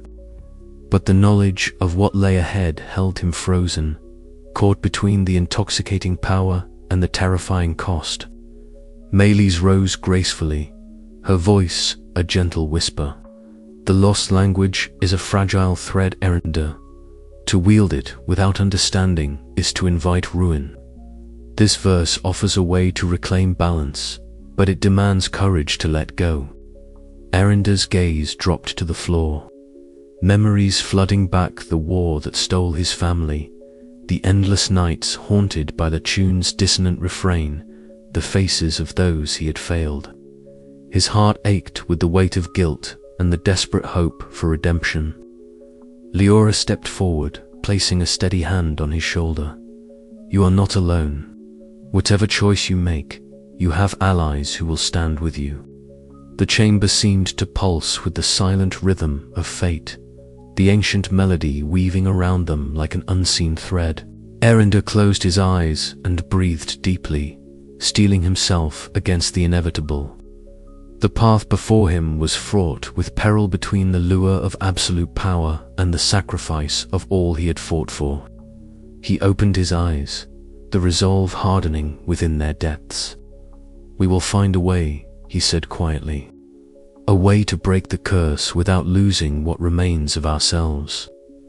Maelys smiled faintly, a glimmer of hope in her ethereal gaze. Then we must begin. The lost language will guide us, but it will not be easy. Outside the chamber, the distant clatter of armored boots echoed through the stone corridors, grim reminder that time was short and enemies were closing in. Yet within these walls, a fragile light had been kindled, a whisper of salvation born from the silent language of music. As Eryndor lifted his lute, the first tentative notes of the hidden verse trembled into the air, delicate and haunting. The melody wove itself around them, a fragile promise of hope and sacrifice entwined in a single, silent song. The dance between power and surrender had begun, and the fate of the realm hung on the fragile threads of an ancient tune. The hours that followed blurred into a tapestry of whispered notes and deciphered symbols. Meles guided Eryndor through the complexities of the lost language, each revelation a step deeper into the heart of the melody's true nature. The ancient verse was a puzzle, a riddle wrapped in sorrow and hope, demanding not just skill but understanding of the delicate balance between creation and destruction. Leora remained ever vigilant, her presence a grounding force amid the swirling storm of magic and memory. She kept watch by the door, alert to every sound beyond the chamber, knowing that the fragile hope they nurtured was a beacon to those who sought to snuff it out. Eryndor's body ached with exhaustion, the toll of the tune's magic pressing against his fragile frame. Yet within him, a spark of clarity ignited a vision of a future where music was no longer a weapon, but a bridge between hearts and kingdoms. In the quiet moments, Meles' voice would rise in soft song, weaving the newly uncovered verses into a haunting melody that seemed to shimmer with ancient light. The tune carried the weight of lost civilizations, the echoes of souls who had danced with power and fallen into silence. As the night deepened, Eryndor found himself at a crossroads. The hidden verse was not merely a key to breaking the curse, it was an invitation to sacrifice the very power he had sought to master, to choose peace over dominion, life over legacy. The thought was agonizing, the cost profound. Yet beneath the despair, a fragile hope blossomed, a chance to rewrite the song of his fate and the fate of the realm. But would he have the strength to follow through? The question hung heavy in the air like a silent chord, waiting to be resolved. And beyond the chamber walls, the world turned, poised on the edge of a melody that could either bind or break them all. The grand hall of Queen Isildur's palace was alive with murmurs and shifting gazes. A delicate web of power and suspicion stretched taut among the attending nobles and courtiers. I stood apart, my lute strapped loosely to my back, eyes searching for the quiet in the storm of whispered ambitions. Music was magic here, but beneath the melodies, it was the clashing of wills and whispered betrayals that truly shaped destinies. Queen Isildur had summoned me to her private chambers, a gesture both promising and fraught with uncertainty. The polished wooden floor gleamed beneath the soft glow of hanging lanterns, their light casting a warm golden hue that did little to soothe the chill of doubt that clung to the air. As I entered, she regarded me with a calm that barely masked the flicker of worry in her sharp eyes. "Eryndor," she began, her voice a measured melody of diplomacy and caution, "the courts are restless. Rumors of the forgotten tune spread faster than we can contain. My advisors counsel caution, yet some see in you a beacon of hope or a threat." I nodded, feeling the weight of her words settle upon my shoulders. "The power of the tune is not a gift to wield lightly," I admitted, "and its cost grows heavier with each performance. But if we do not understand it, others will exploit it to devastating ends." Her gaze softened briefly, a flicker of trust amid the shadows. "Then we must be vigilant. I will offer sanctuary and resources, but I cannot promise unwavering loyalty. The tides of politics are fickle, and my position precarious."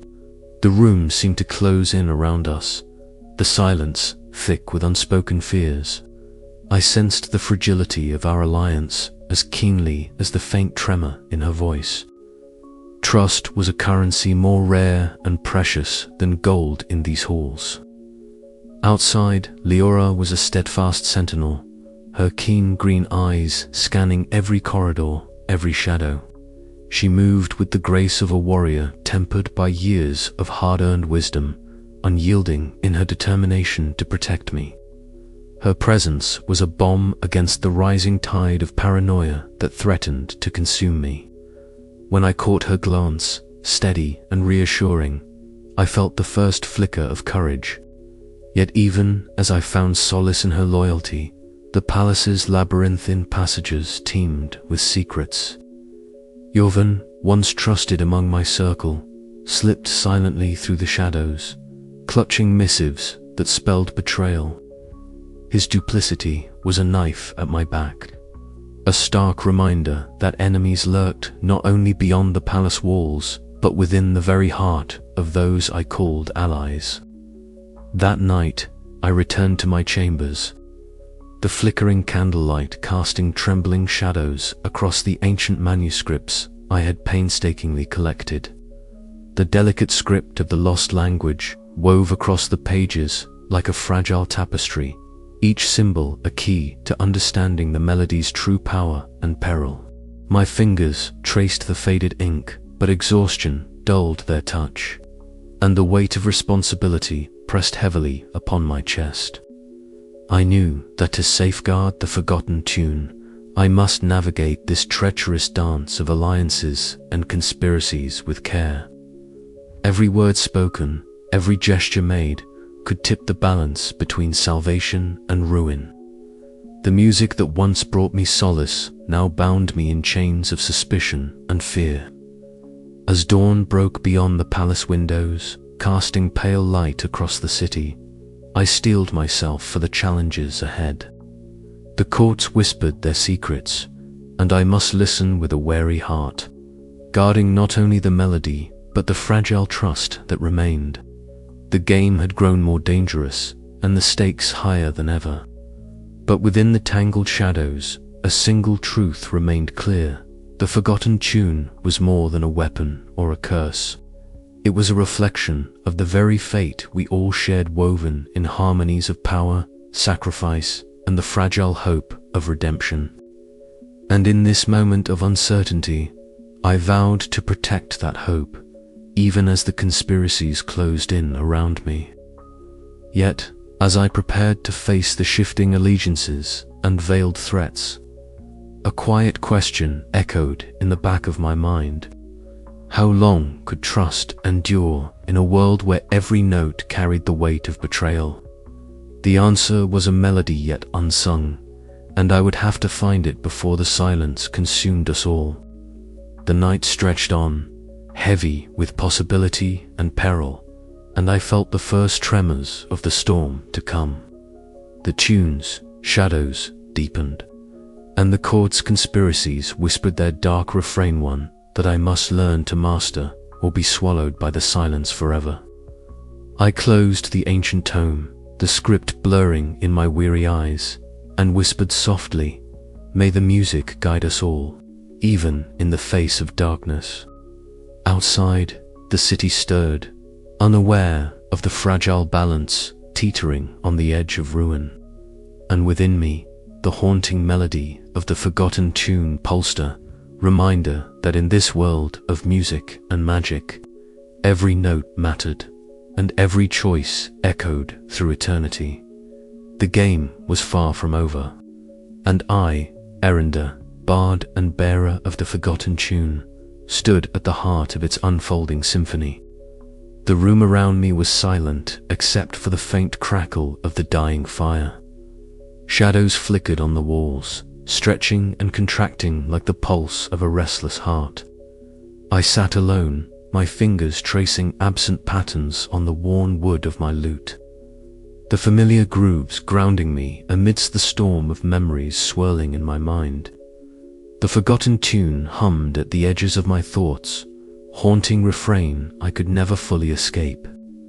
I closed my eyes and let the melody wash over me, its ancient harmonies weaving through the fabric of my soul. But this was no simple song. It carried the weight of centuries, of lives shattered and kingdoms torn asunder. Each note was a thread in a tapestry of sorrow, a silent witness to the ruin wrought by music magic when wielded without care. My family's faces surfaced from the depths of memory, soft smiles, warm embraces, and then the cold cruelty of war. The war that stole them from me, ignited by a rival kingdom's reckless hunger for power through music. I had been a boy then, too young to grasp the devastation, but old enough to feel the sting of loss. Their absence was a ghost that haunted every verse I played. A soft knock interrupted my reverie. Leora stepped inside, her presence a steady beacon in the dim room.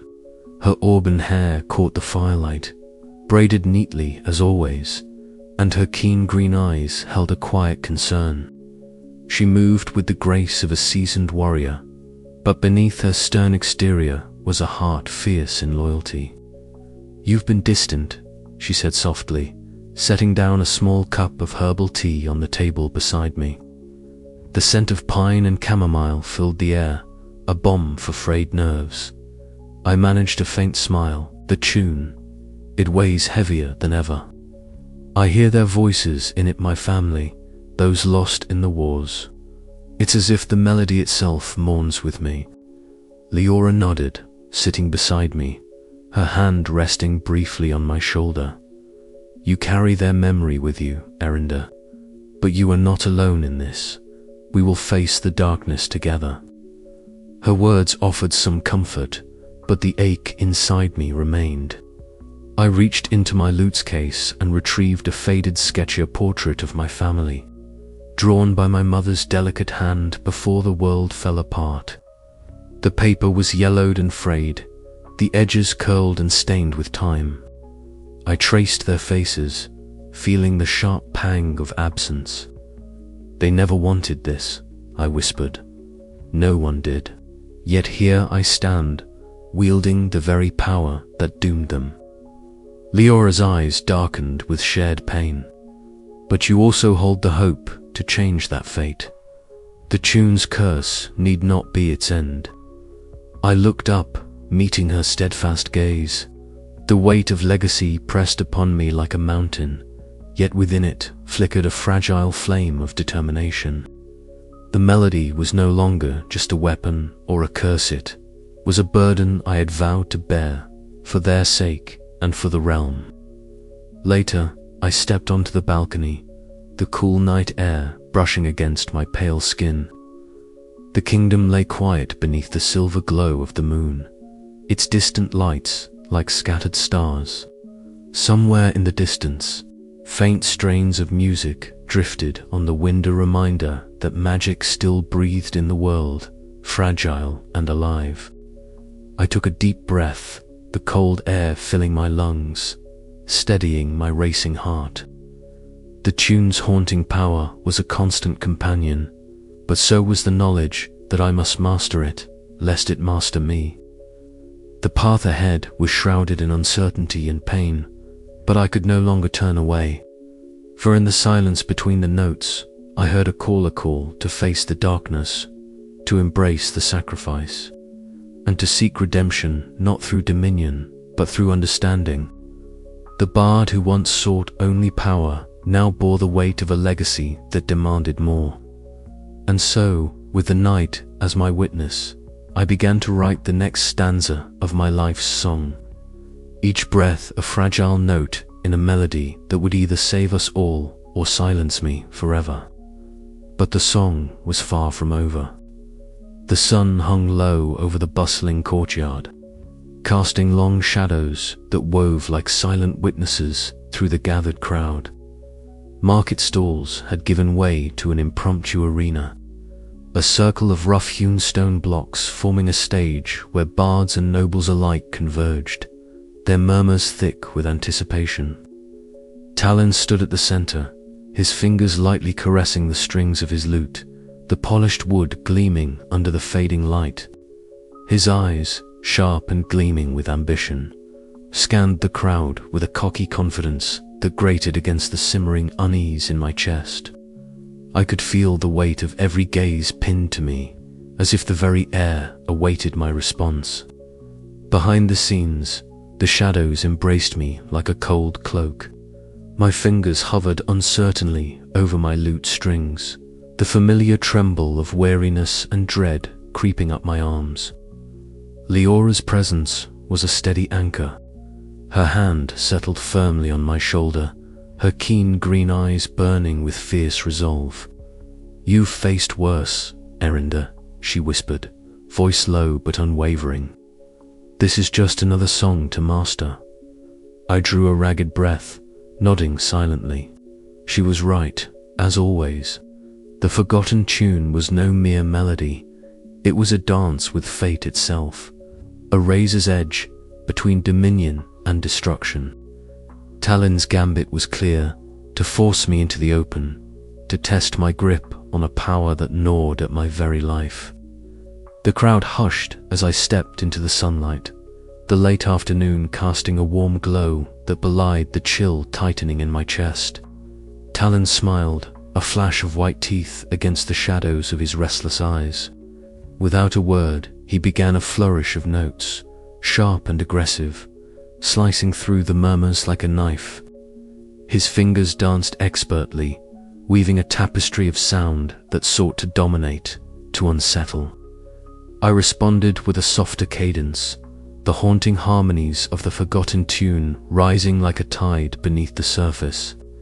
Each note was a thread of ancient magic, fragile yet potent, carrying the secret language of a lost civilization. The melody rippled through the crowd, drawing them into its spell, some with awe, others with a flicker of fear. I could feel the familiar burn in my lungs, the numbing ache creeping through my fingers, but I forced myself to push deeper, to coax the tune into its fullest expression. Talon's eyes narrowed, sensing the shift. He pressed harder, his music a tempest, but I held firm, weaving counterpoints that spoke of fate's delicate balance and the price of ambition. The courtyard seemed to hold its breath, the space between notes thick with tension and unspoken threats. As the final chord faded, silence fell, profound and suffocating. Then, like a rising tide, cheers erupted, mingled with whispers of disbelief and speculation. I stood pale and trembling, sweat beading at my brow, every fiber of my being screaming in protest. Leora stepped forward swiftly, offering a steadying hand as the world spun dangerously close to collapse. Behind the applause, I knew the battle was far from over. Talon's challenge had only sharpened the knives poised at my throat. The forgotten tune's curse deepened its grip, and rival eyes watched hungrily for any sign of weakness. But I would not falter. This melody was my burden and my salvation, a dangerous dance between power and sacrifice. As the sun dipped below the horizon, casting the courtyard into twilight, I swore to master the tune's deadly song or be silenced forever. Yet, in the depths of my heart, a question lingered.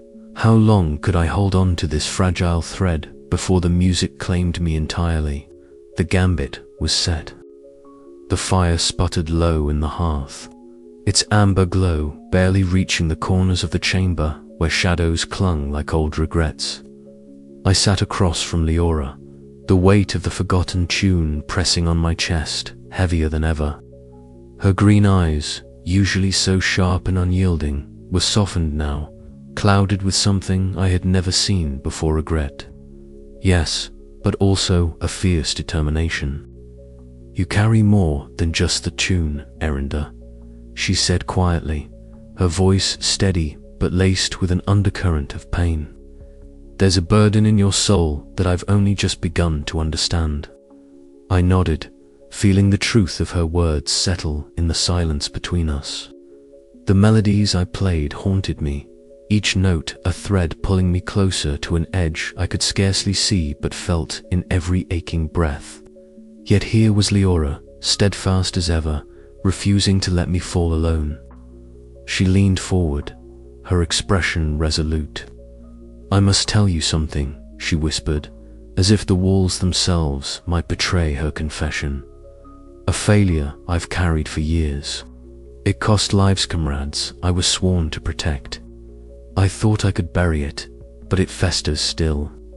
The room seemed to shrink with the weight of her words. I reached out, my hand trembling slightly as it brushed against hers. The contact was brief, but electric, a silent vow passing between us. "You're not alone in this," I told her, my voice firmer than I felt. "Whatever darkness comes, we face it together." Outside, the wind picked up, rattling the window panes with a fury that mirrored the storm brewing in my heart. Leora stood, her silhouette sharp against the flickering firelight, her auburn braids catching the glow like threads of flame. "I will protect you," she vowed, voice resolute despite the tempest outside, no matter the cost. Her words were a balm and a battle cry. In that moment, I realized how fragile my grip on the world had become, and yet how vital her strength was to my survival. The forgotten tune was a siren song, drawing me inexorably toward ruin, but Leora was my anchor, a beacon in the encroaching darkness. As the night deepened, I lifted my lute, fingers trembling as they found the strings. The melody the first played was softer, less commanding, imbued with a fragile hope that seemed to pulse in the quiet room. Leora remained at the window, ever watchful, her presence a shield against the shadows gathering beyond. We neither spoke nor needed to. In the language of music and unwavering loyalty, we had forged a bond stronger than fear.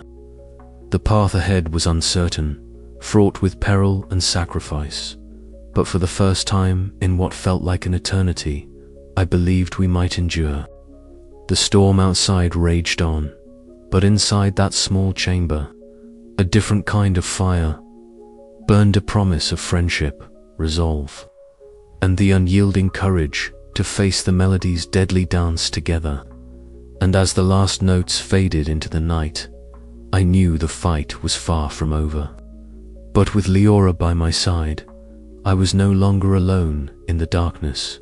The air inside the ancient chamber was thick with dust and the heavy scent of time, itself the lingering perfume of a civilization long swallowed by history. Flickering torchlight danced unevenly across the cracked walls, casting shadows that seemed to shift and whisper as Eryndor and Melis stepped cautiously into the heart of the ruins. Every footfall stirred centuries-old debris, a reminder of the fragility that surrounded them. Before them stretched a vast mural, though much of it had crumbled away, leaving only fragments of the story etched in stone. The images that remained were haunting. Figures, their faces twisted in agony and ecstasy, were intertwined with notes and musical symbols that glowed faintly with an otherworldly shimmer. They depicted a people who had once mastered the forgotten tune, wielding it with such fervor that the very air around them thrummed with magic. Yet, their mastery had not been without price. The mural's final scenes showed chaos cities aflame, shattered spires, and shadows crawling over the land like a sickness. Eryndor swallowed a lump in his throat as Melis's voice broke the silence, her tone low and reverent. They reached too far, too fast. The melody that gave them power also sowed their ruin. The lost language they wove into their songs was not meant for control, but for harmony. His fingers traced the faded lines of the mural, feeling the rough stone beneath his touch. But how? How did something so beautiful become so deadly? Melis's silver eyes met his, shimmering like starlight caught in the darkness. Ambition, unchecked and blind. They sought to command fate itself, bending others to their will through the song. But the melody is a delicate thread pulled too hard, and it unravels the very fabric that holds magic and life together.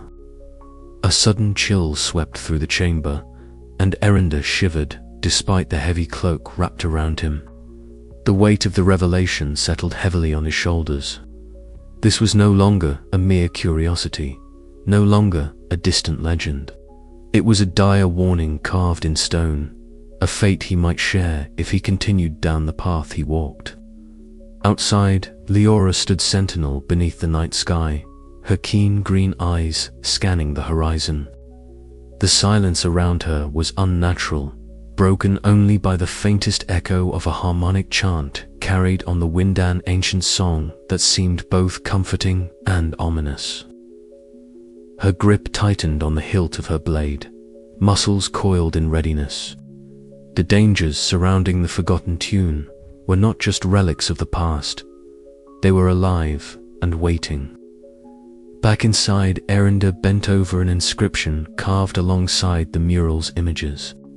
The lost language whispered its secrets in cryptic symbols, patterns that Melis had taught him to recognize. Each character was a note, a rhythm, a pulse of magic woven into the very essence of the tune.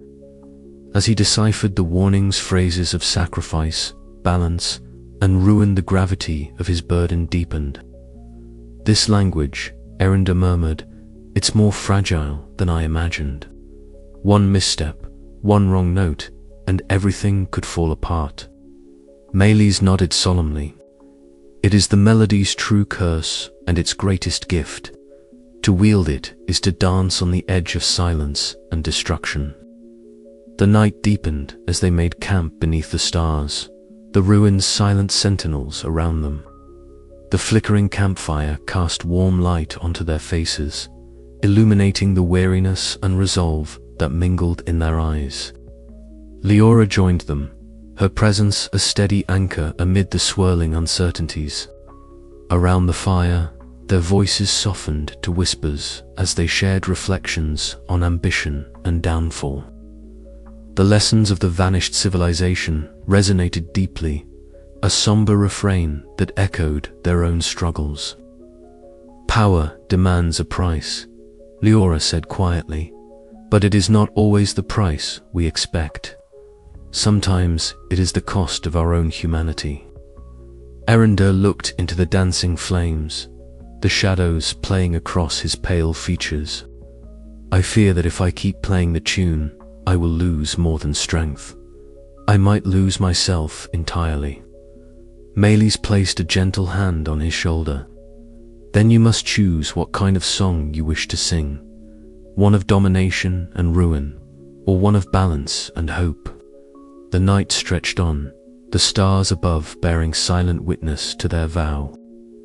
In the echoes of the vanished, a warning had been etched, and in their hearts, a promise was forged to honor the fragile magic of music, to resist the seductive call of power, and to find a path beyond the haunting desperation that threatened to consume them all. As Eryndor lay beneath the canopy of ancient stones, the melody hummed faintly in his mind, no longer a weapon, but a burden, a legacy, and a call to harmony. The dawn would bring new challenges, but for this moment, the echoes of downfall had taught him the most vital lesson, that in the balance of music and magic lay the fate of all. And so, with the first light creeping through the cracks of the ruined temple, Eryndor closed his eyes, resolved to carry the song forward not as a curse, but as a fragile hope. But even as hope kindled, the shadows of ambition whispered still, and the dance of melody and fate was far from over. The air in my chamber was thick with the scent of damp stone and fading candle wax. The soft crackle of the hearth a fragile barrier against the encroaching silence that threatened to consume me. I leaned heavily against the cold wall, my breath shallow, fingers numb and trembling as if the very essence of the forgotten tune pulsed. Through my veins each note, a razor cutting deeper into my flesh and soul. The melody haunted me still, a ghostly refrain echoing in the hollow chambers of my mind, teasing me with its intoxicating power even as it drained the last reserves of my strength. I closed my eyes, willing the exhaustion to pass, but the ache was relentless. It was not merely physical. The melody gnawed at the edges of my sanity, twisting memories and emotions into dissonant chords that refused to resolve. I could feel the fragile thread that tethered me to the world, fraying with every breath, every whispered note that escaped my lips unbidden. I was perched on the precipice of silence, the abyss yawning beneath me, ready to swallow the barred hole. A soft knock at the door stirred me from the depths of my despair. Eryndor's voice was low, tentative yet steady, carrying the warmth of a steadfast flame in the cold night. She entered quietly, her keen green eyes scanning my pale, drawn face with a mixture of concern and fierce determination. The torchlight flickered across her braided auburn hair, casting dancing shadows that seemed to chase away some of the darkness that clung to me. "You shouldn't push yourself so hard," she murmured, stepping forward to place a firm hand on my shoulder. The contact grounded me, tethering me back from the edge of oblivion. "The music is killing you, but you're more stubborn than any chord I've ever heard." I managed a weak smile, the corners of my mouth trembling. "It's not just the music, Leora. It's the silence that scares me. The thought that once the tune fades from me, it might take me with it." Her eyes softened, but the resolve in her voice remained unbroken. "Then we'll find another way. You're not alone in this."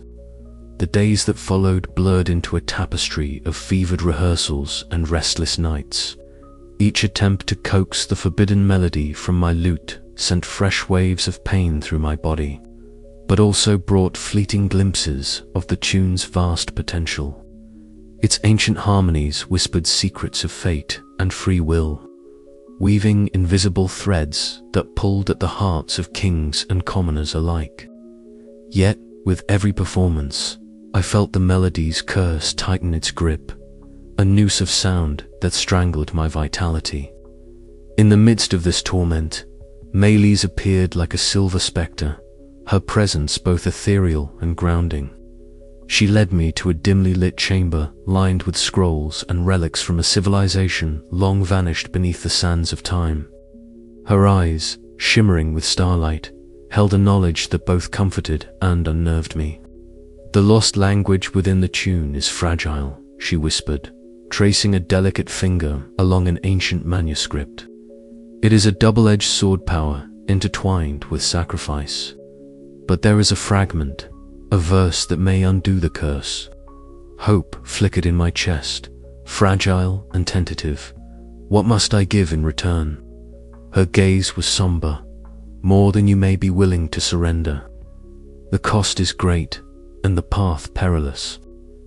That night, I stood alone on the cliff's edge, the vast sea stretching endlessly before me. The wind carried faint echoes of the forgotten tune, as if the world itself breathed the melody. The stars above shimmered cold and distant, indifferent witnesses to my struggle. I felt the weight of my choices pressing down like the tide, pulling me towards silence or sound, destruction or salvation. Could I find the strength to rewrite my song before the music silenced me forever? Or would I become yet another lost note in the vast, haunting symphony of the vanished civilization? The edge of silence beckoned, and I was poised between despair and hope, melody and oblivion, fate and free will. The dance was far from over. The heavy oak door creaked softly as I pushed it open, stepping into the shadowed chamber where Yorvan awaited, his usual composure fractured by the flickering candlelight. The air was thick with unspoken words, tension coiling like a serpent between us. I could see the flicker of guilt in his sharp eyes, but it was overshadowed by something colder, calculating, unrepentant. "You betrayed us," I said, my voice barely more than a whisper, yet it rang with the weight of shattered trust. Yorvan's lips pressed into a thin line, gaze darting away. "I did what was necessary," he replied, his words cutting sharper than any blade. "King Maldron's reach extends far beyond what you understand. Aligning with him is survival." The room spun with the echo of his confession. A spy in our midst, feeding secrets to the man whose shadow loomed over every court and every whispered alliance. The betrayal wasn't just a personal wound, was a fracture in the fragile network we had built to protect the forgotten tune. Leora stood silently behind me, her green eyes flashing with quiet fury. She had always been the shield between me and the world's dangers, but even her formidable presence could not dispel the chill that settled in my bones. "How long?" she demanded, voice low and dangerous. "Long enough," Jorvin answered, his eyes meeting hers for a brief, defiant moment before he turned and vanished into the darkness, leaving a trail of doubt and fear. The days that followed were a whirlwind of suspicion and paranoia. Every glance felt like a threat, every whispered conversation a potential plot against me. Loyalties wavered like fragile leaves in a storm. I found myself questioning even those closest to me, the weight of uncertainty pressing heavily upon my chest. Amidst this turmoil, a ray of cautious hope arrived in the form of Queen Isildur. Her council chambers, bathed in the warm glow of afternoon light, offered a stark contrast to the shadows that clouded my mind. She spoke with measured grace, her voice steady and calm, yet laced with the urgency of the times. "Eryndor," she began, "the path you walk is perilous, but your cause is just. My support is not given lightly, but you have it. The summit approaches, and the kingdoms hold their breath. Together, we may yet steer the tide." Her words were balm to a soul battered by betrayal, a fragile anchor in the storm. Yet, the caution in her eyes reminded me that alliances were delicate, easily broken by ambition or fear. Leora's presence remained my constant solace. I found her pacing by the window one evening, the fading light casting long shadows across her determined face. "We cannot trust blindly," she said, her voice resolute. "But we must act. The summit will be the crucible where our fate is forged." Her fierce loyalty was a beacon, a reminder that even in the darkest moments, bonds forged in fire could hold strong. Then there was Mali's, whose ethereal presence seemed to shimmer on the edge of reality. She appeared in the twilight, her silver hair catching the dying light like threads of starlight. Speaking in riddles, she warned of the tune's fragile threads weaving through fate, a delicate balance that could unravel at the slightest misstep. "The melody is a double-edged sword," she intoned softly. "Its power sings of dominion and doom. Beware those who hear its call without heeding the cost." Her words lingered, a haunting refrain in my mind as I prepared for the summit that would decide more than just my own fate.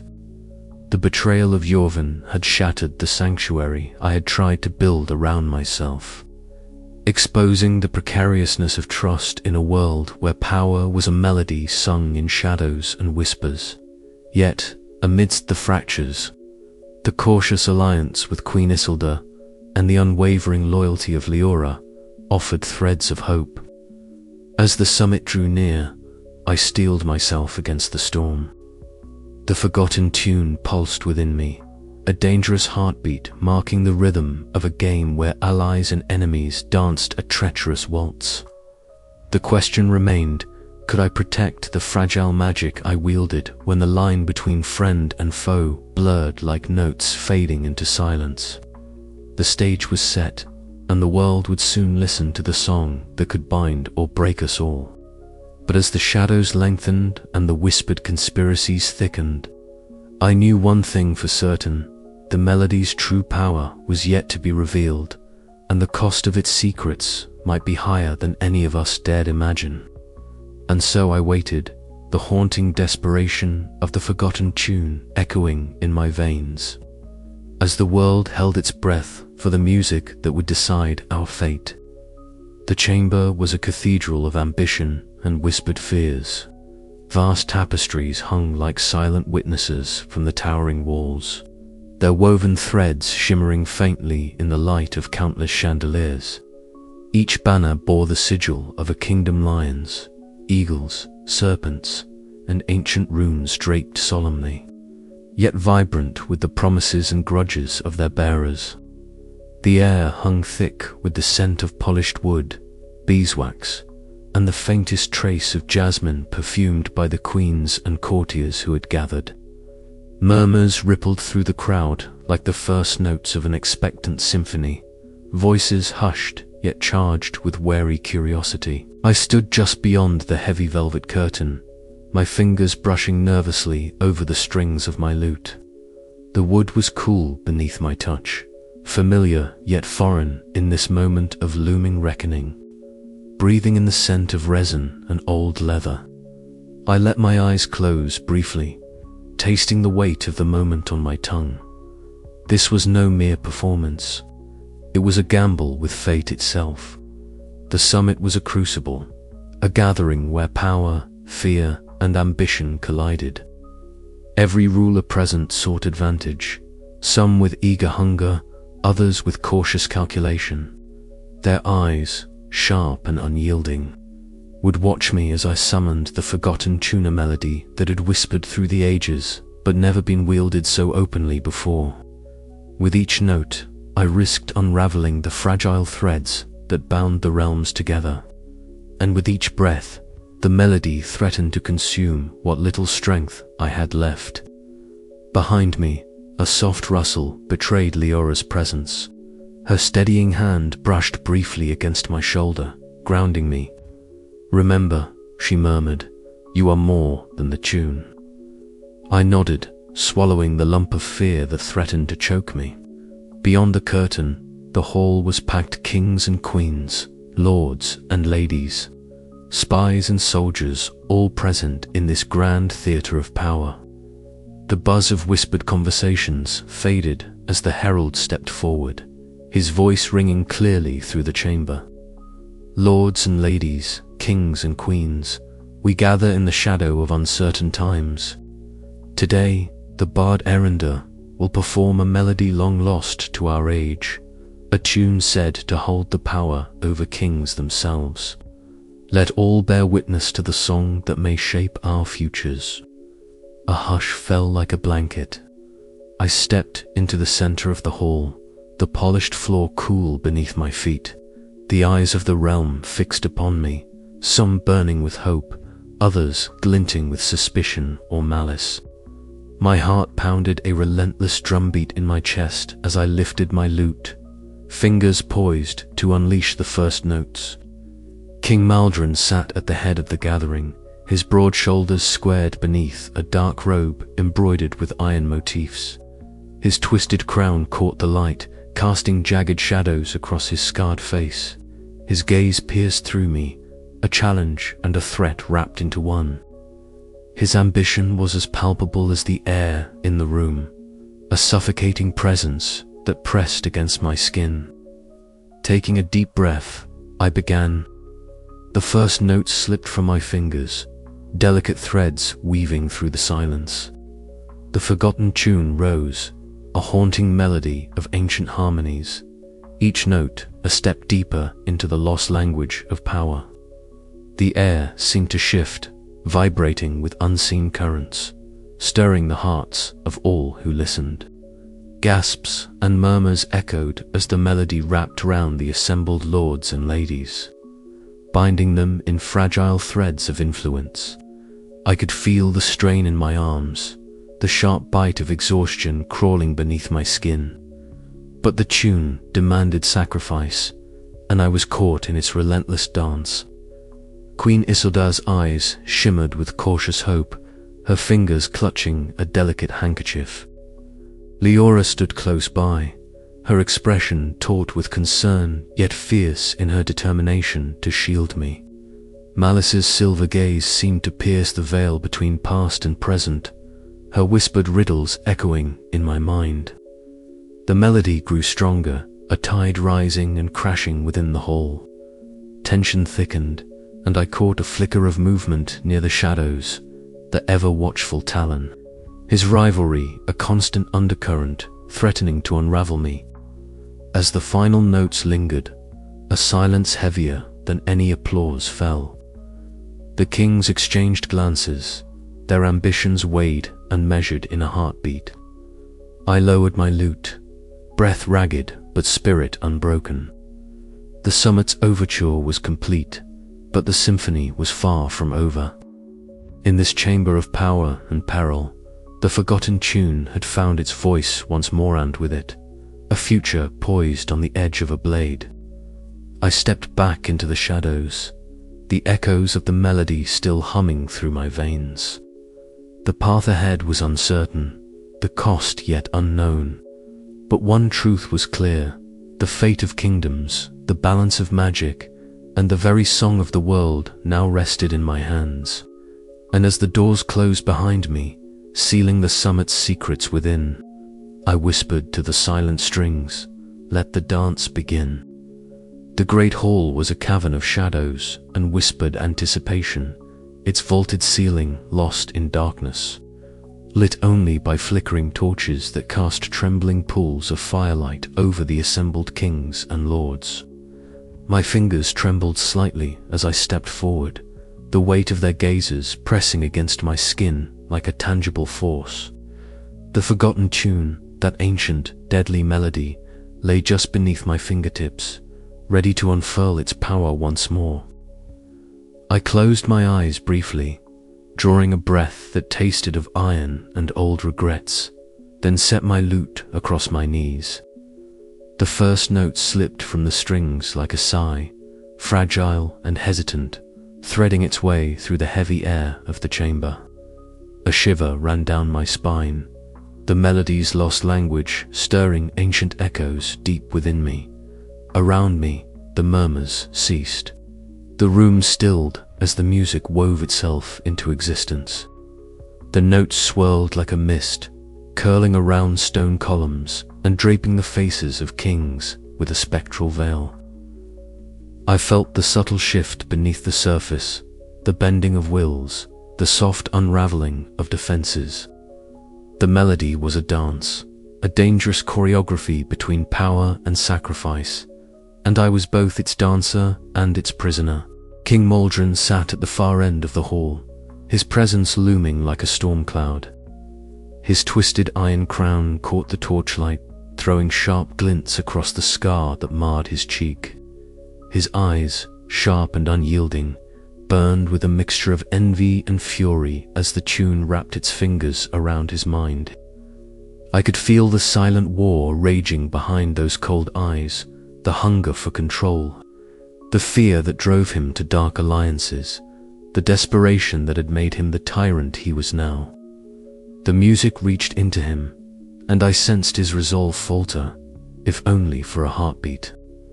Beside me, Leora's steady presence was a bomb against the swirling chaos. Her keen green eyes never left me, a silent anchor keeping me tethered to reality as the melody unfolded. I caught the faint scent of her leather armor, the subtle clink of her weapons. Reminders that beneath the music's enchantment lurked danger that no song could fully banish. She was my shield, my unwavering guardian in a world where trust was scarce and betrayal often hid behind the sweetest harmonies. The notes climbed, threading through the hall like silver threads binding the fates of all present. I felt my breath shorten, a sharp pang blossoming in my chest as the toll of the tune pressed deeper into my spirit. Each performance was a battle, a perilous bargain between power and destruction, and this was the most crucial yet.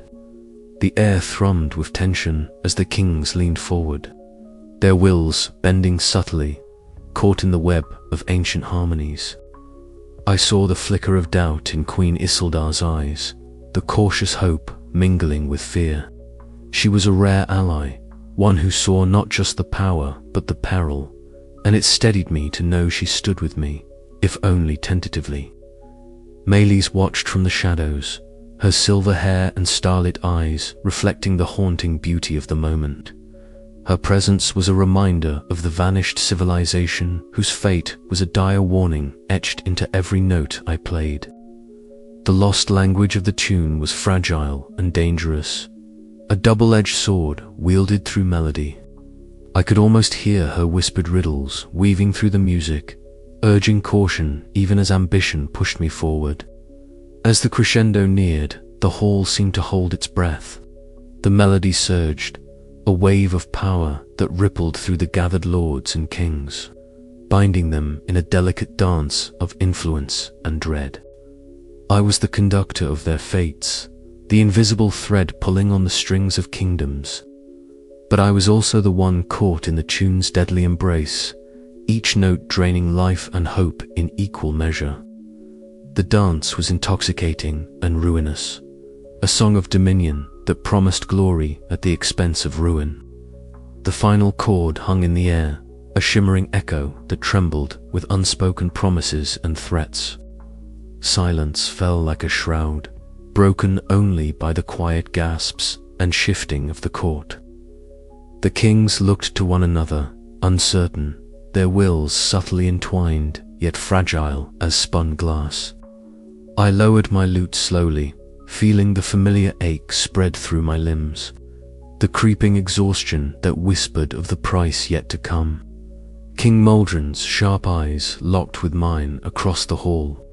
His rage simmered beneath a veneer of control, a silent vow that this was far from over. The forgotten tune had made me both powerful and vulnerable, a beacon and a target. The deadly dance between melody and fate had only just begun, and the steps ahead promised no mercy. I took a breath, steadying myself against the tide of emotion's fear or desperation that swirled like a haunting refrain in my chest. The music was a living thing, a language lost to time but etched into my soul. It bound me to a fate I could neither escape nor fully embrace. And yet, within its deadly beauty, I glimpsed the slender thread of Hopper, chance to rewrite the song, to find a harmony beyond destruction. As the court erupted into cautious whispers and guarded glances, I felt the weight of all that had come before and all that lay ahead. The dance with destiny was far from over. The melody played on, and so must I. But for now, the hall was mine, and the forgotten tune whispered its haunting promise into the night. The heavy oak doors of the throne room groaned as they swung open, admitting a chill that seemed to seep into the very bones of the chamber. Flickering torchlight danced along the stone walls, casting long twisted shadows that seemed to stretch and twist with a life of their own. At the far end, seated upon a throne carved from blackened iron and adorned with jagged edges, sat King Maldron. His broad shoulders filled the massive chair, and atop his head rested a crown of twisted iron, the dark metal catching the firelight in cruel glints.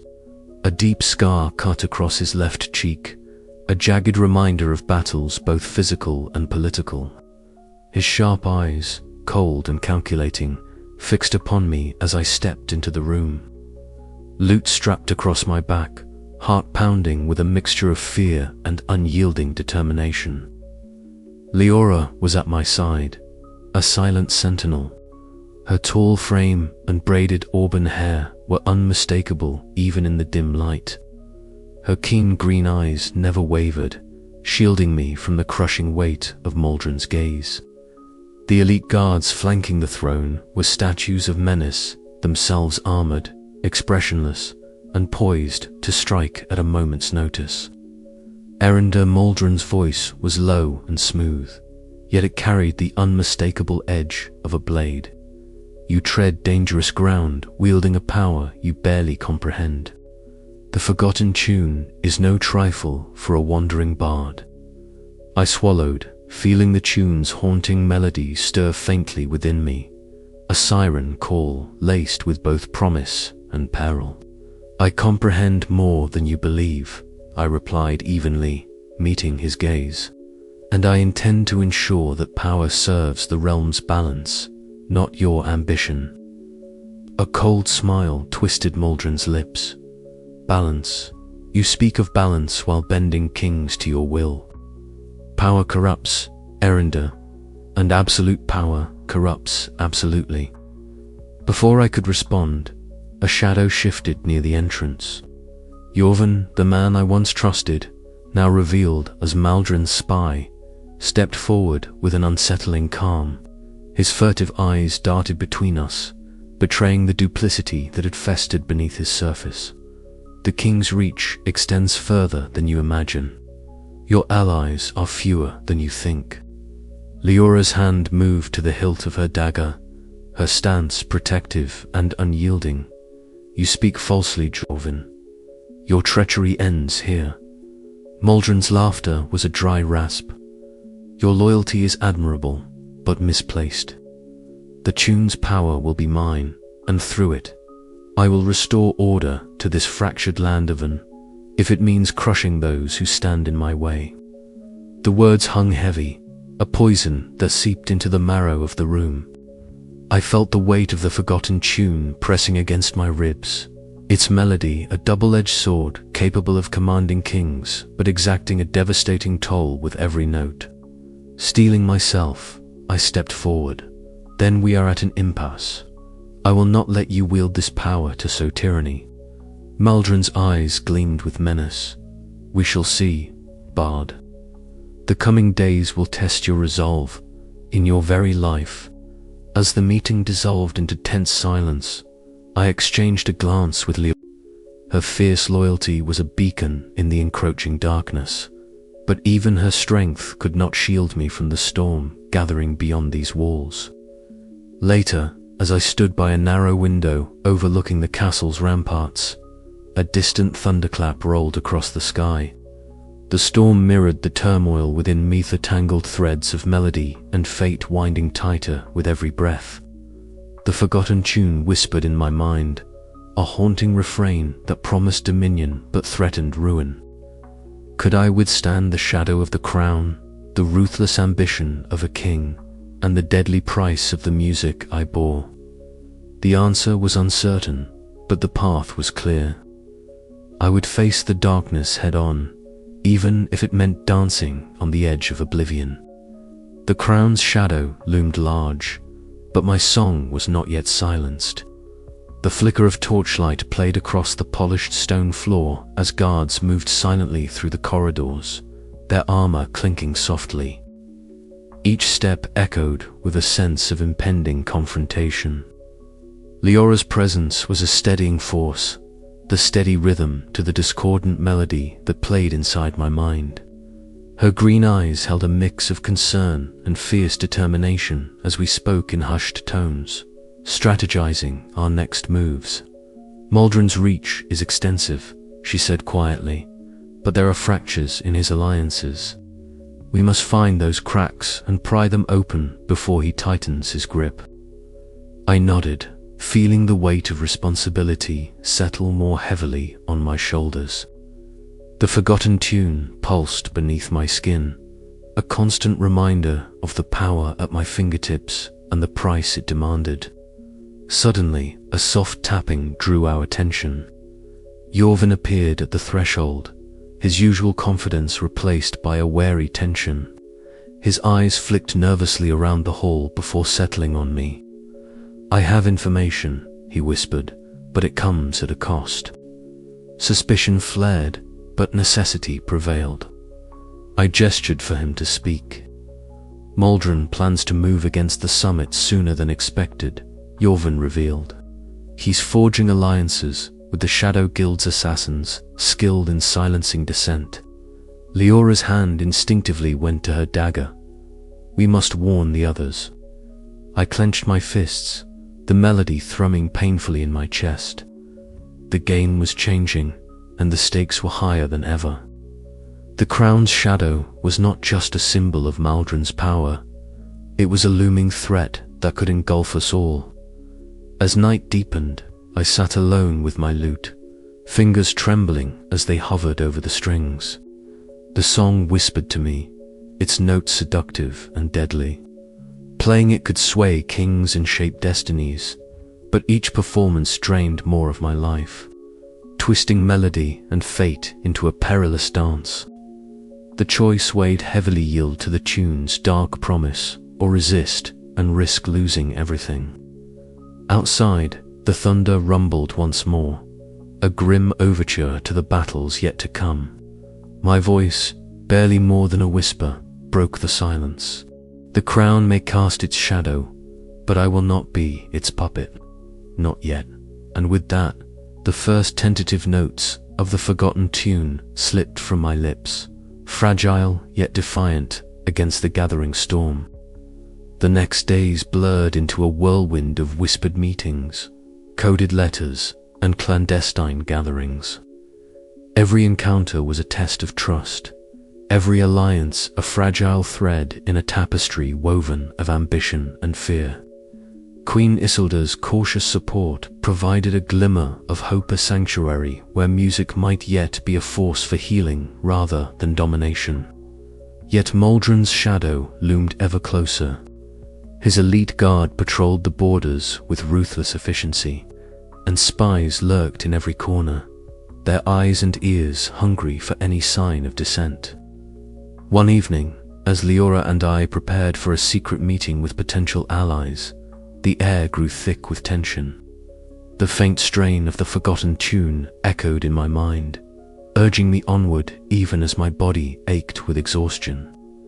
"You push yourself too hard," Leora warned, her voice edged with worry. "This power is consuming you." I met her gaze, the fire in her eyes a mirror to my own resolve. If I do not master it, someone far worse will. Her sigh was heavy, but her hand closed over mine in a rare gesture of comfort. "Then we face this together." Outside, the wind howled through the trees, carrying with it the distant echoes of a storm yet to break. The crown's shadow was lengthening, but so too was the light of resistance. The melody's deadly dance was far from over, and the fate of the realm hung in the balance. And Eryndor, bard and bearer of the forgotten tune, stood at the heart of it all, poised between power and sacrifice, between dominion and ruin. The game had begun. The next note awaited. The grand hall still hummed faintly with the dying echoes of the melody, a lingering resonance that seemed to pulse like a fragile heartbeat in the cavernous space. I sank to my knees, the cold stone floor unforgiving beneath my trembling limbs. Each breath came shallow and ragged, a ragged rhythm that barely kept pace with the fading power coursing through my veins. The forgotten tune, the melody that had promised dominion and whispered secrets in a language lost to time, had exacted its price once more. My fingers, still tingling with the last vibrations of the final note, refused to obey. The strength I had summoned moments ago drained away like sand slipping through desperate fingers. "Eryndor," Leora's voice cut through the haze, sharp and steady. She was at my side in an instant, her hands firm as they grasped my shoulders, anchoring me to the present. Her green eyes searched mine, flickering with concern beneath the flickering torchlight. "You pushed too far. You must rest." I wanted to argue, to insist that I could bear it, that I had to, but the weight pressing down on me was undeniable, a crushing gravity that threatened to drag me beneath a sea of exhaustion and pain. I closed my eyes, willing the darkness to take me, even as the melody's dissonant whisper clawed at the edges of my mind. The nobles and courtiers who had gathered to witness the performance murmured among themselves, their faces a blur of awe and fear. The power I wielded was undeniable, bending wills and weaving invisible threads of influence that wrapped tighter with every note. Yet, beneath their admiration lurked suspicion, a collective breath held in anticipation of what might come next or what might break. "Enough," Leora said, gently but firmly, easing me back until I was seated against the wall. Her hands moved to my wrists, checking my pulse with practiced care. "You look like you've seen a ghost." "Perhaps I have," I whispered, voice hoarse. "Or perhaps I am becoming one myself." Her eyes softened for a moment, but the resolve beneath them never wavered. "You're not alone in this. We'll face it together. But you must listen. Your body is telling you something important." The words sank into me like a bomb and a curse all at once. I had known the risks, the warnings etched in ancient texts, The cryptic tales Meles had shared, but the truth was sharper and colder than any tale. The tune was not just a weapon. It was a poison, seeping deeper with every strain. From the shadows near the hall's grand entrance, a figure stepped forward, his presence slicing through the murmurs like a blade. King Muldren, his broad shoulders cloaked in dark finery, the twisted iron crown atop his head catching the torchlight with cruel gleams, watched intently. A deep scar ran jagged across his cheek, a permanent reminder of battles fought and power seized. His sharp eyes burned with cold calculation, measuring my weakness as if weighing the fate of the realm on the fragile thread of my faltering breath. I met his gaze, a flicker of defiance stirring despite the toll. "You think this ends with me?" I whispered, voice barely audible yet fierce. "The music is older than kings and crowns." Muldren's lips curled into a shadow of a smile. "Then let us see who commands the song's final note." Leora's grip on my arm tightened. "We must move." Now, I allowed her to help me rise, each step a battle against the relentless weariness that clung to my bones. Back in the solitude of my chamber, the world outside became a distant hum, a melody lost beneath the weight of my own fading strength. I stood by the window, the first light of dawn spilling over the horizon in pale hues that seemed almost fragile enough to shatter. The kingdom woke beneath a sky that held both promise and peril, a delicate balance as uncertain as the tune that haunted me.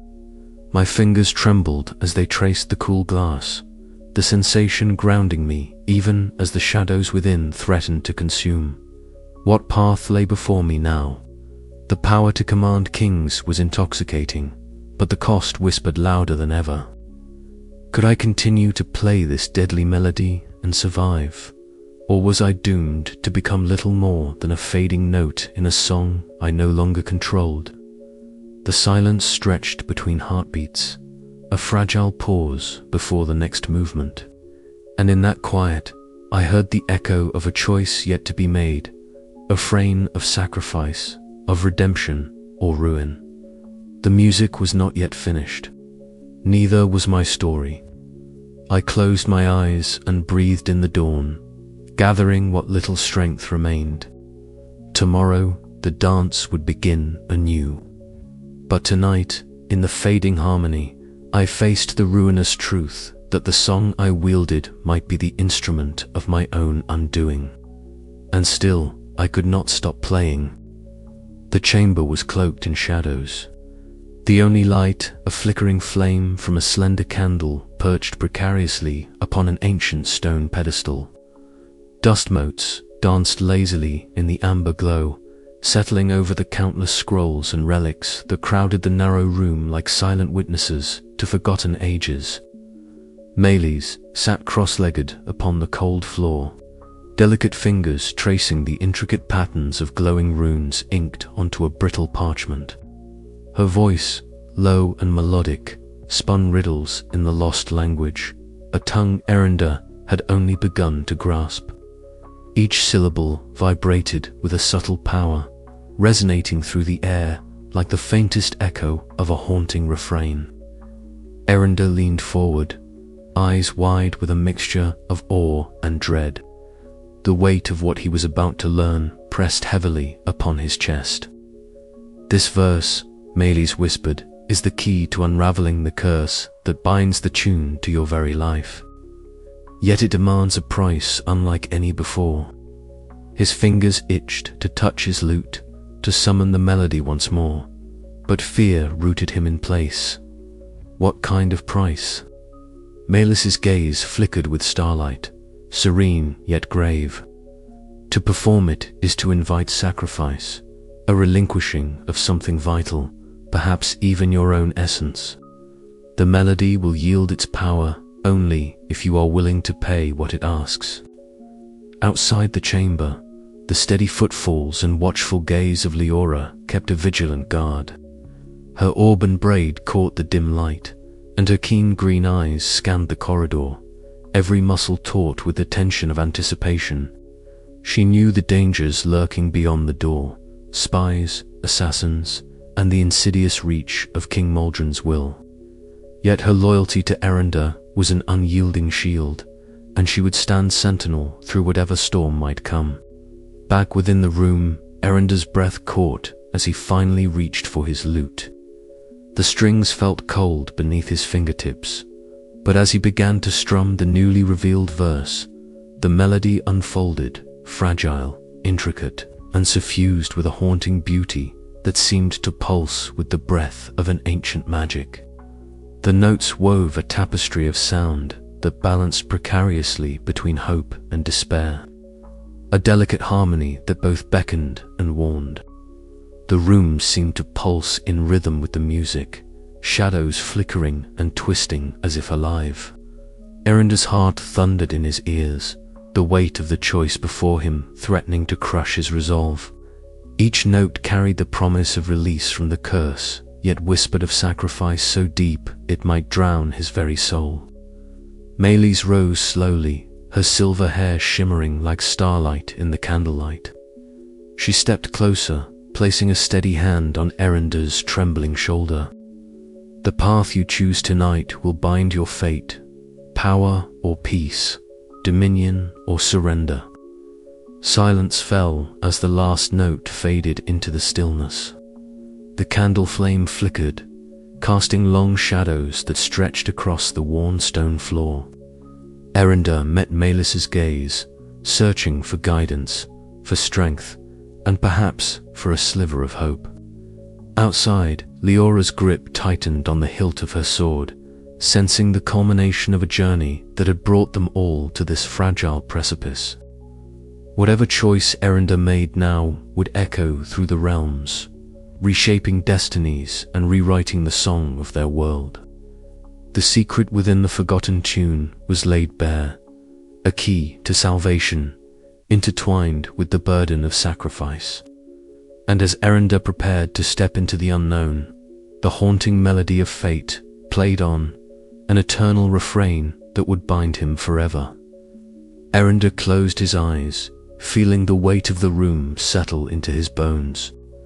The ancient verse hummed beneath his skin, its melody a whisper only he could hear.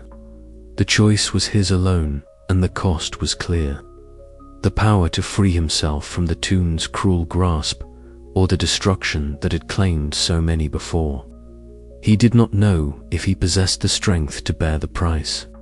But, as the candle guttered, a single thought burned bright.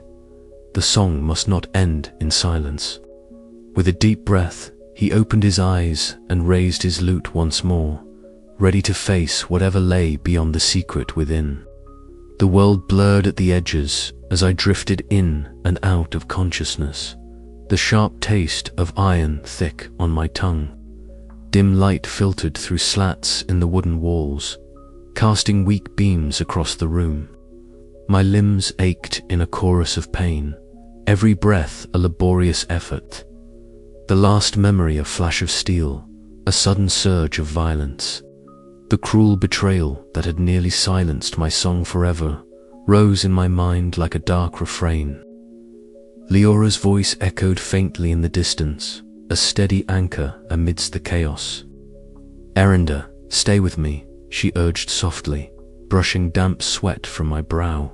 Her green eyes, usually fierce and unyielding, now shimmered with a fragile hope I struggled to grasp. How had it come to this? Yorvin, the man I once called ally, the shadow who walked beside me in courts and corridors, had turned dagger in hand. The sting of betrayal cut deeper than any wound. His duplicity was a poison that threatened to unravel everything I had fought to build. The ambush had been swift and brutal. One moment, I had been rehearsing the forgotten tune in the quiet sanctuary of my chamber, the haunting harmonies a balm to my frayed spirit. The next, the door had burst open, and faceless figures, cloaked in darkness, surged forward with blades gleaming. I barely recalled the clash to desperate defense, the searing pain as steel met flesh hand, then, the suffocating blackness. When I awoke, the room smelled of smoke and blood, the air thick with the residue of violence. My body was heavy, as if weighed down by the melody itself. Yet, even in this fragile state, my mind raced, piecing together the cruel puzzle. Leora was by my side, her presence a fierce shield against despair. "Corvin," she whispered, her voice laced with fury and disbelief. "He was the one who betrayed us." The revelation hit like a discordant note, shattering the fragile harmony of trust within our circle. How could I have been so blind? The man who had shared whispered confidences, who had walked beside me through danger and intrigue, was the serpent in our midst. Determined to confront this treachery, Leora tracked Jorvin to a shadowed corridor where the tension between them crackled like static. Her voice was low, but charged with righteous anger. Why? Why betray us? For what gain? Corvin's sharp eyes darted nervously, the mask of calm slipping just enough to reveal a flicker of regret or perhaps fear. "It was survival," he said, voice trembling. Maldron's grip tightens. "I had no choice. No choice." Leora spat, stepping closer, her braided auburn hair catching the faint light. "You chose betrayal over loyalty. You gambled with Eryndor's life and the fate of us all." The confrontation left no resolution, only a bitter fracture that echoed through the halls of our alliance. In the quiet that followed, I gathered what strength remained and called a council of those I still trusted. The room was thick with suspicion, candles flickering shadows that danced like specters on the walls. Faces I had once considered steadfast now bore the weight of uncertainty. Whispers of doubt threaded through the assembly like a mournful melody. I spoke slowly, the timbre of my voice heavier than usual. "Trust is the foundation of our bond. Jorvin has shattered that foundation, but we cannot let this fracture destroy us. We must be cautious, vigilant, but not broken." The decision was unanimous. Our circle would tighten. Secrets guarded more fiercely than ever, and the forgotten tune would be protected at all costs. The summit loomed ahead, a gathering of kings and rulers where ambition would clash with fragile alliances. The stakes had never been higher. As dawn crept over the horizon, I stood before the window of my chamber. The city below cloaked in the soft hues of awakening light. My reflection fractured in the glass, a symbol of the shattered trust and the perilous path I now faced. The melody within me was no longer just a source of power. It was a burden heavy with loss and sacrifice. Yet, beneath the weight of betrayal and pain, a flicker of determination sparked. The song was not finished. My voice, though weakened, would rise again. I would choose who to forgive and who to condemn, not with blind fury, but with the tempered wisdom born of suffering. The dance of melody and fate continued, and I was not yet silent. The echoes of betrayal had struck a harsh chord, but the refrain of hope lingered waiting to be rewritten. The air in my chamber was thick with shadows and silence, broken only by the faint crackle of a dying candle. I sat hunched over my lute, fingers trembling as they traced the familiar yet treacherous strings. Each note I had learned was a step closer to a precipice I dared not look over, yet could not turn from. Tonight was the night, the final performance. The moment when the forgotten tune would either grant me dominion over the fate of kings or claim what little remained of me. I closed my eyes, the weight of the melody pressing against my mind like a storm waiting to break. The haunting refrain that had become a part of me, a twisted whisper in my soul, echoed relentlessly. Leora's steady presence was a bomb I needed yet feared to rely upon too heavily. She was outside the grand hall now, vigilant as ever, her keen green eyes scanning the shadows for threats. Her fierce loyalty had been my anchor through this descent, and yet I saw the strain behind her calm facade. This night would test us both. Melis had visited me just before dusk, her ethereal form shimmering faintly in the candlelight. Her voice, soft and enigmatic, carried a riddle I could not fully unravel. "The melody is a double-edged sword," she said, eyes like starlight. "Its power binds and destroys. Only through understanding sacrifice can the song be silenced or transformed." I wanted to believe that sacrifice could save me, that some fragment of hope remained. But the tune seethed beneath my skin, a living thing hungry for control, for ruin. As I stepped into the grand hall, the murmurs hushed instantly. The kings and their retinues encircled the chamber, their faces masks of ambition and fear. King Maldron's sharp eyes met mine, the scar on his cheek a dark reminder of the ruthless hunger that drove him. I raised my lute, fingers poised. The first note slipped from my lips, a fragile, trembling thread of sound that grew into the full, haunting melody. The ancient harmonies wove through the air, wrapping around the assembled rulers like a spell. I saw their expressions shift, eyes glazing with a mixture of awe and dread. But with each note, a sharp pain stabbed through my chest. My breath came shorter, my vision blurred. The melody and my fate danced dangerously close to entwining forever. In that moment, I faced the truth I had long avoided. Power was a cruel master, and the price it demanded was more than I could pay without losing myself. The final refrain trembled on my lips, a choice lingering between dominion and destruction. The hall waited, breath held, as my soul wrestled with the music that both gave life and threatened to take it away. Would I be the bard who silenced the forgotten tune, or the melody's eternal prisoner? The answer lay in the last note. I stood in the hushed expanse of the grand hall, the weight of countless eyes pressing upon me like a tangible force. The faint glimmer of torchlight flickered against the cold stone walls, casting long shadows that danced like restless spirits. My fingers trembled lightly on the neck of my lutan instrument that had become both my weapon and my curse. The forgotten tune, once a whisper in the dark corners of my mind, now roared in my soul with a ferocity I could neither deny nor escape.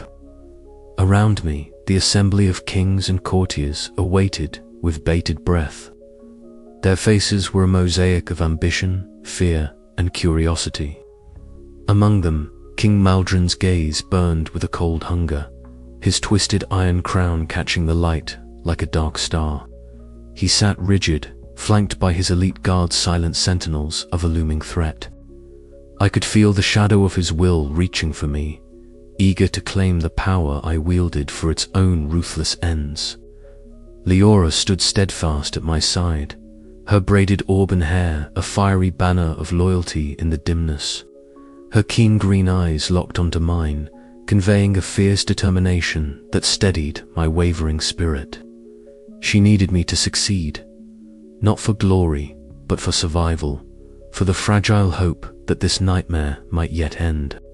And then, like a breath drawn from the depths of the cosmos, Melis appeared, ethereal as ever. Her silver hair shimmered with starlight, and her eyes held the solemn wisdom of ages. She came not with grand fanfare, but a quiet presence that seemed to momentarily still the very air. In her hands, she held the final verse, the counter melody that could unravel the curse woven into the forgotten tune. "Eryndor," she whispered, voice like the rustle of ancient leaves, "this is the path to sacrifice. The song you must sing will sever the power, but at great cost. Are you prepared to pay the price?" I nodded, the resolve crystallizing within me despite the terror gnawing at my heart.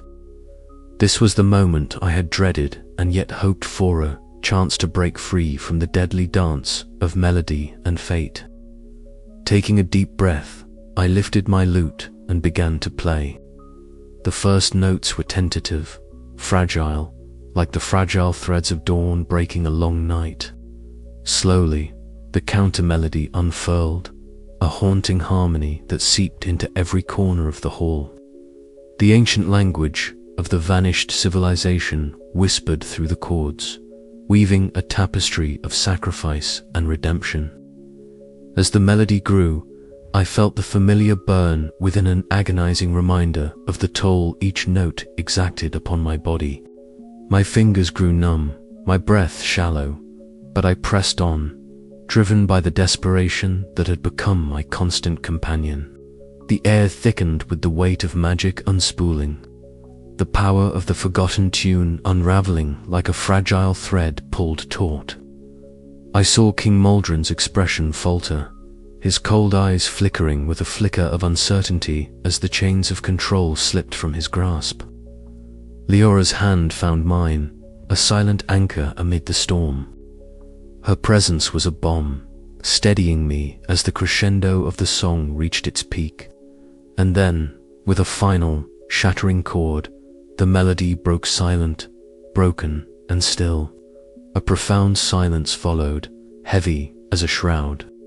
My body sagged, exhaustion and pain crashing over me in waves. But beneath it all, a fragile seed of clarity took root. The power was gone, the curse lifted, and though I was broken, I was free. Around me, the assembly stirred, some with awe, others with disbelief.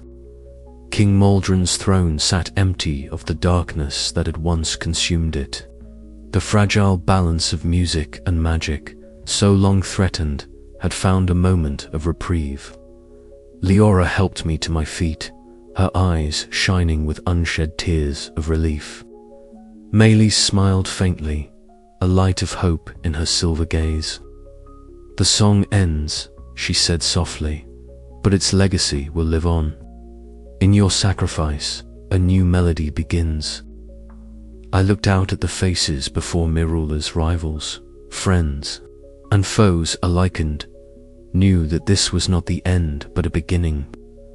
The haunting desperation that had driven me into darkness now gave way to a fragile hope, a chance to rewrite the song of fate with a gentler hand. As the hall slowly came to life around me, I felt the first true peace in a long, long time.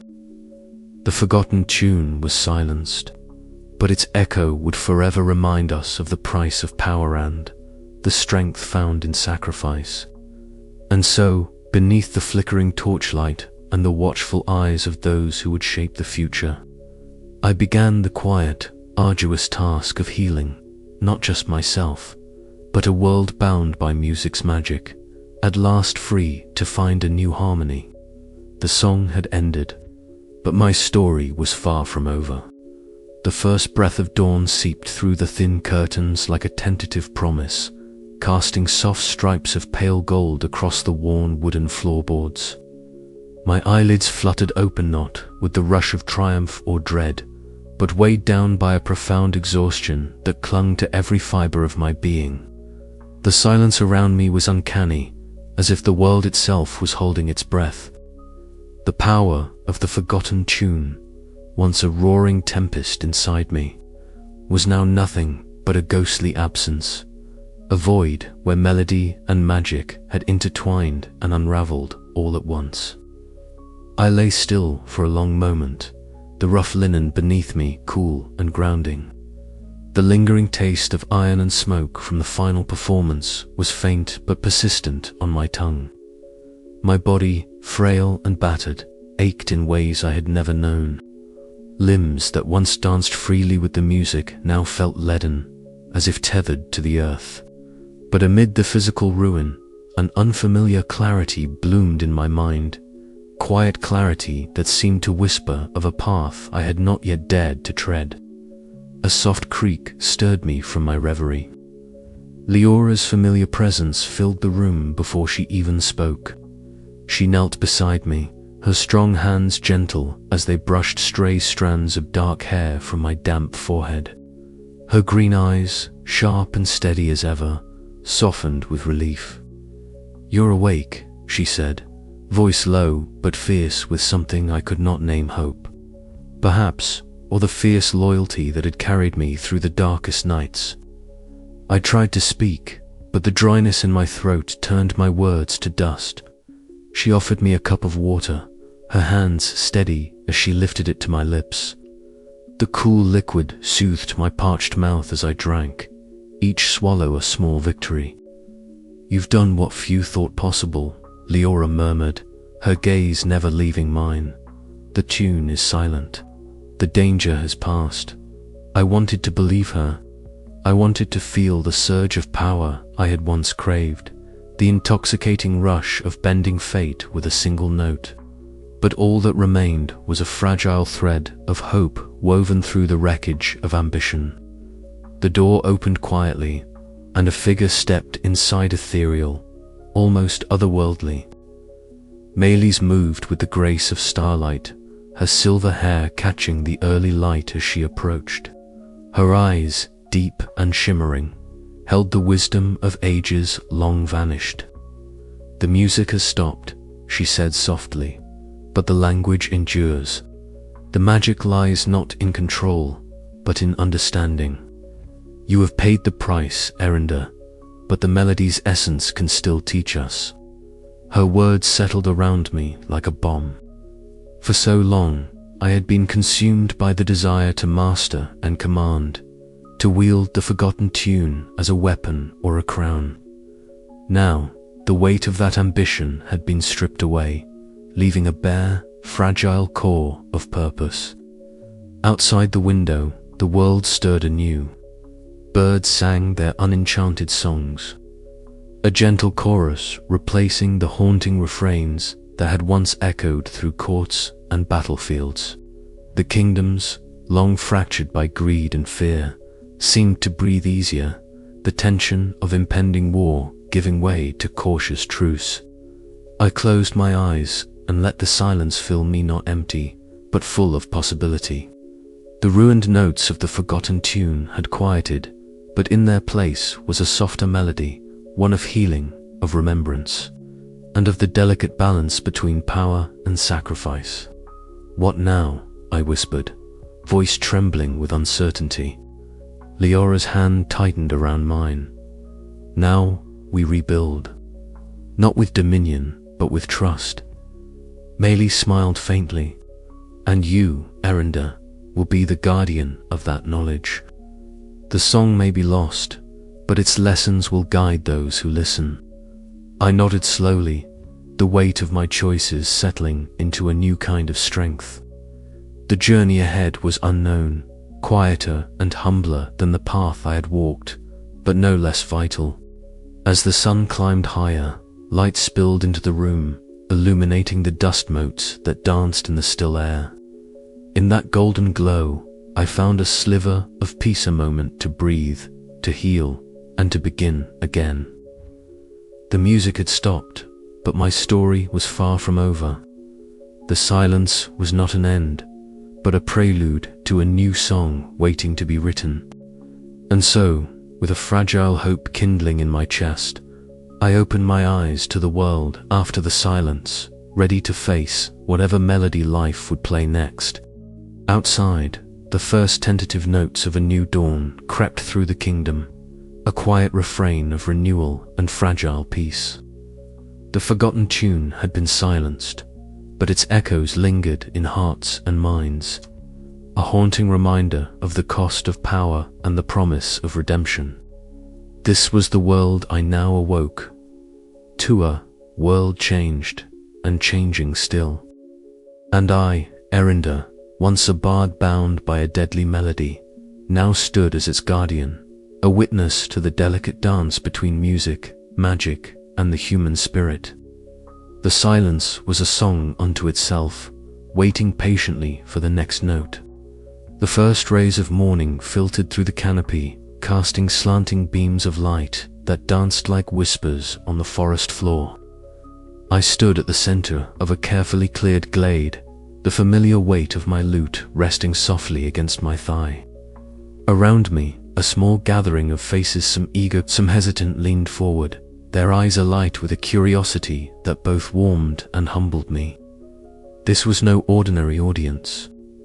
These were seekers, those willing to listen not just to melody, but to the fragile threads of a lost language, to the delicate balance that music and magic once shared. It had been months since the silence fell over the forgotten tune. The echoes of its power had faded, but its legacy lingered, etched in my bones, in the whispered memories of the vanished civilization, and now, in the cautious hope of those who gathered here.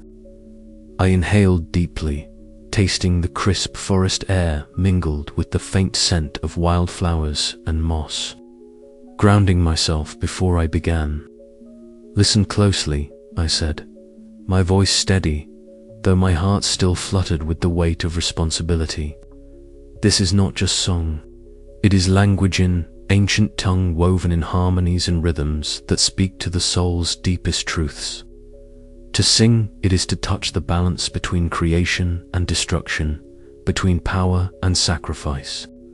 The students nodded, some clutching small instruments, others simply absorbing the words like a balm for old wounds. Among them, Leora stood slightly apart, her tall frame relaxed but alert, her keen green eyes watching over us with a protectiveness born of countless battles fought side by side. She caught my gaze and offered a rare, soft smile, an unspoken reassurance that this new path was worth every sacrifice.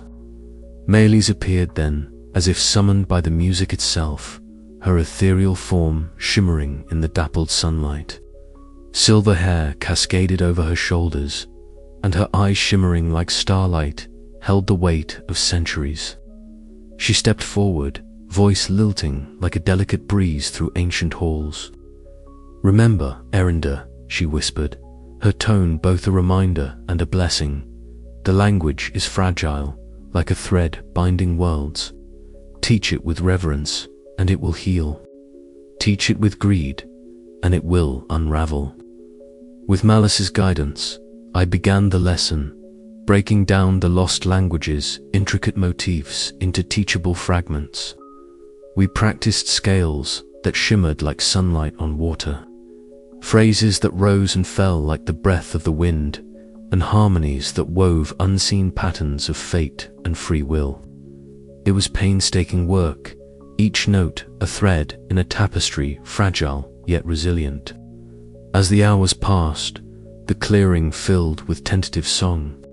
Voices, once hesitant and uncertain, grew confident and clear, weaving together in a fragile harmony that seemed to pulse with a magic both ancient and new. The forest around us listened, leaves trembling softly as if in response, and the air thickened with a quiet power that was not domination but connection. In one moment, as twilight crept over the horizon, the group rose as one in a final refrain. The melody was gentle, a soft cascade of notes that carried neither threat nor command, but a promise of healing, of renewal, of a future where music could bind rather than break. I closed my eyes, feeling the warmth of shared purpose radiate through the circle. The haunting desperation that once gripped me replaced by a serene unity. Later, as the last light faded and shadows lengthened, I sat beside Leora beneath a canopy of stars. Her hand found mine, strong and steady, and for the first time in what felt like an eternity, I allowed myself to hope. This was more than survival. It was a beginning. "Do you think they understand?" I asked quietly. "More than you know," she replied, her voice a steady anchor, "and they will carry it forward, just as you have." The path ahead was uncertain, tangled with the remnants of old wounds and the fragile threads of newfound trust. But as the night deepened, the silence between us sang its own melodia, quiet song of guardianship, sacrifice, and the enduring power of memory. I was no longer the bard chasing a deadly tune. I was its keeper, its teacher, and perhaps its hope. The dawn would bring new challenges, but for now, we had found a harmony worth preserving. And as the stars wheeled overhead, I understood at last that the true magic was not in control or dominion, but in the courage to share, to teach, and to heal. The lost language was no longer a weapon, it was a gift, fragile and beautiful, waiting to be sung anew. And so, beneath the vast, indifferent sky, I began to write a new song, not of power, but of peace. But even as the melody settled into the night, a shadow stirred beyond the trees, an echo of ambition not yet silenced. The journey was far from over, and the balance we sought remained delicate. Yet in this fragile harmony, I found the strength to face whatever came next, one note, one breath, one song at a time. The great hall was unrecognizable from the last time I had stood within its towering stone walls. Gone were the palpable tensions, the whispered threats, and the veiled daggers in the eyes of strangers. Tonight, the air thrummed with a different kind of magica tentative hope, woven delicately through the notes of a melody that spoke not of dominion, but of healing. Leora was at my side, her presence a steadying force as I tuned my lute, fingers trembling slightly with the weight of what was at stake. "Are you ready for this?" she asked, her voice low but carrying the fierce undertone that had saved me more times than I could count. I nodded, swallowing the lump of doubt that always threatened to rise. I have to be, for all of us. The chamber filled slowly, nobles and warriors from kingdoms that had once eyed each other with suspicion, now cautiously taking their seats. Queen Iselda arrived with her usual regal bearing, her keen eyes settling on me with a mixture of hope and guarded concern. Talon lingered on the fringes, a shadow of unrest in his gaze, as if the music challenged something deep inside him. Taking a breath, I let my fingers find the strings, coaxing from them a melody soft and clear. It was a tune born not from the forgotten song's dark power, but from the fragments of peace I had glimpsed in my visions and the quiet moments shared with Leora and Melis. Each note was a thread, weaving through the crowd, stirring memories of better days and possibilities yet to come. As the music spilled into the hall, I saw the subtle shifts. A hardened soldier's jaw unclenching, a noble woman's eyes glistening with unshed tears, whispered conversations blossoming where silence had reigned. Leora's gaze never wavered, scanning for threats but also for signs of change. When she caught my eye, a small, almost imperceptible smile played at the corners of her mouth.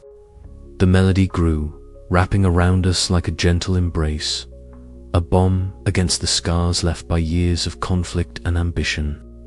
Queen Isilda approached quietly once the last note faded, her voice a soft murmur. "This is a beginning, Eryndor, but fragile.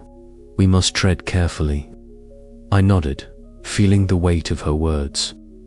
Trust was a delicate flower, and we were only just planting the seeds. Yet within that fragile trust lay the promise of something greater, a future where music could unite rather than divide. In a shadowed corner, Talon watched, his fingers twitching as if aching to join the harmony but held back by pride and envy. His presence was a reminder that the road ahead would not be free of conflict. But even his conflicted energy was a chord in the complex symphony unfolding. As the gathering dispersed, conversations sparked like flickering flames, tentative but alive. Leora and I stood amidst the fading echoes of the music, knowing that, while the battle for power was far from over, tonight we had struck a chord of hope. In the quiet aftermath, I allowed myself a moment to dream of a world where melody no longer wielded chains, but opened doors. "Tomorrow," Leora said softly, "we begin the hard work." And with the dawn, so would I. The music had changed tonight, and so had we. But the true test was yet to come, a dance of shadows and light that would demand every ounce of our courage and faith. For in the echoes renewed, the future awaited, uncertain but shimmering with possibility. And as I sheathed my lute, a single thought sang through my mind: could this fragile harmony hold against the storm gathering on the horizon? The answer, I feared, lay not in silence, but in the next note to be played. The fire crackled softly, its orange tongues licking the cool night air as the stars spilled across the sky like scattered notes on a parchment. I sat beside it, fingers resting lightly on my lute, the worn wood cool beneath my touch. Leora was near, her auburn braid catching the flickering light, eyes steady and green as ever, watching me with a quiet patience that I had come to depend on. "Do you ever regret it?" she asked, suddenly, breaking the silence that had settled between us like a gentle melody.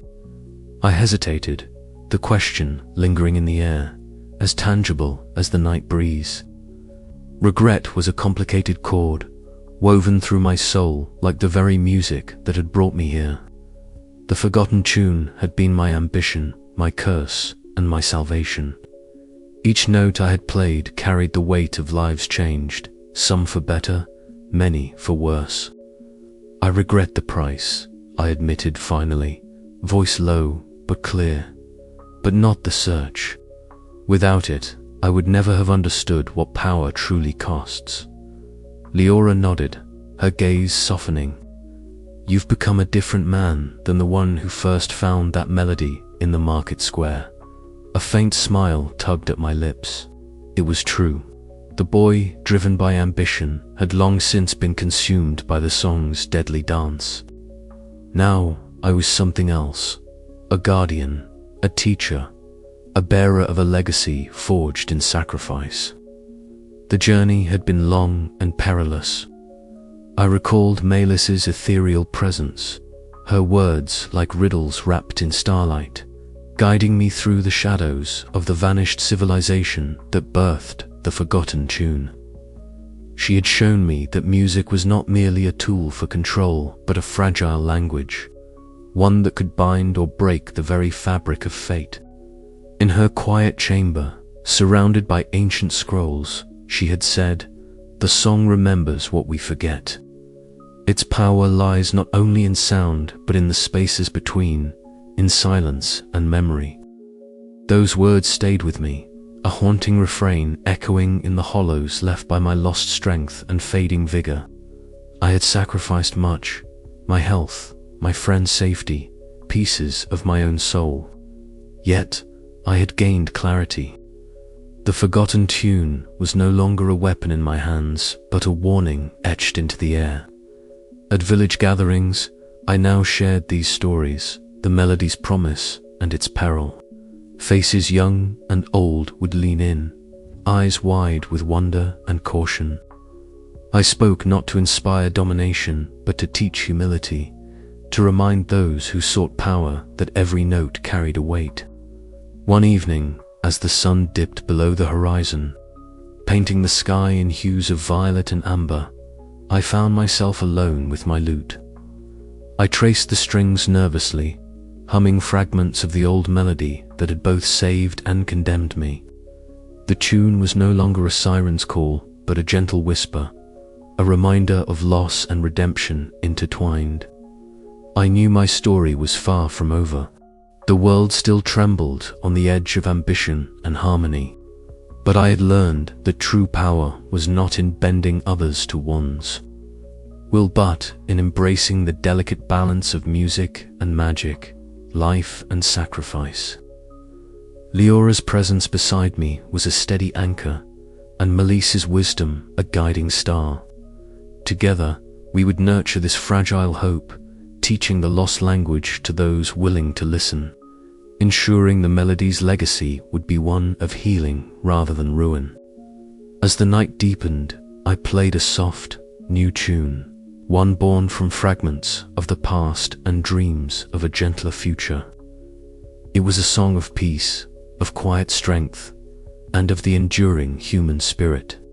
And in that moment, beneath the vast, endless sky, I found a measure of peace. But the world beyond still awaited its next refrain, and I would be ready to face it, not as a wielder of power, but as a keeper of stories, a guardian of the fragile harmony that binds us all. The melody may have faded from the thunderous heights of kings' courts, but its echo would forever resonate in the hearts of those who remembered the true cost of song. Yet, as I closed my eyes and let the final notes drift into the night, I could not help but wonder what new melodies would arise from the silence I had embraced, and would the world heed the lessons written in song, or would it to fall prey to the intoxicating call of forgotten tunes? The answer, like all great music, lingered just beyond reach, waiting for the next bard to dare to play. The legacy I leave is not one of conquest, but of caution and hope. And in that, perhaps, lies the truest magic of all. The chamber was bathed in the warm, fading hues of dusk as I sat cross-legged on the worn wooden floor, my lute resting gently against my knees. Outside, the last rays of sunlight filtered through the latticed window, painting golden patterns that danced lightly over scattered parchment and ink-stained manuscripts. The air was thick with the scent of aged wood and the faint aroma of wild herbs Leora had left on the windowsill, a reminder of the small comforts I had come to cherish in this quiet refuge. My fingers hovered over the strings, hesitant at first, before pressing down to draw a tentative note. It was softer than the powerful, commanding chords of the forgotten tune that had both gifted and cursed me. This was not a melody meant to bend wills or command kings, but one that sought to soothe, to bind wounds unseen, and to whisper promises of peace. Each note carried the weight of my journey, the desperation, the sacrifice, the lessons etched deeply into my soul. As the melody unfolded, delicate and intricate, it wove through the room like a gentle breeze. The lost harmonies of the ancient language, once a source of dread, now lent subtle flourishes that hinted at balance rather than domination. It was as if the music itself was learning to breathe anew, shedding the shadows of its past. The door creaked softly, and Leora stepped inside, her presence steady and grounding. She leaned against the doorframe, arms crossed, her keen green eyes reflecting the flickering candlelight. For a moment, she said nothing, simply listening as the melody wrapped around us.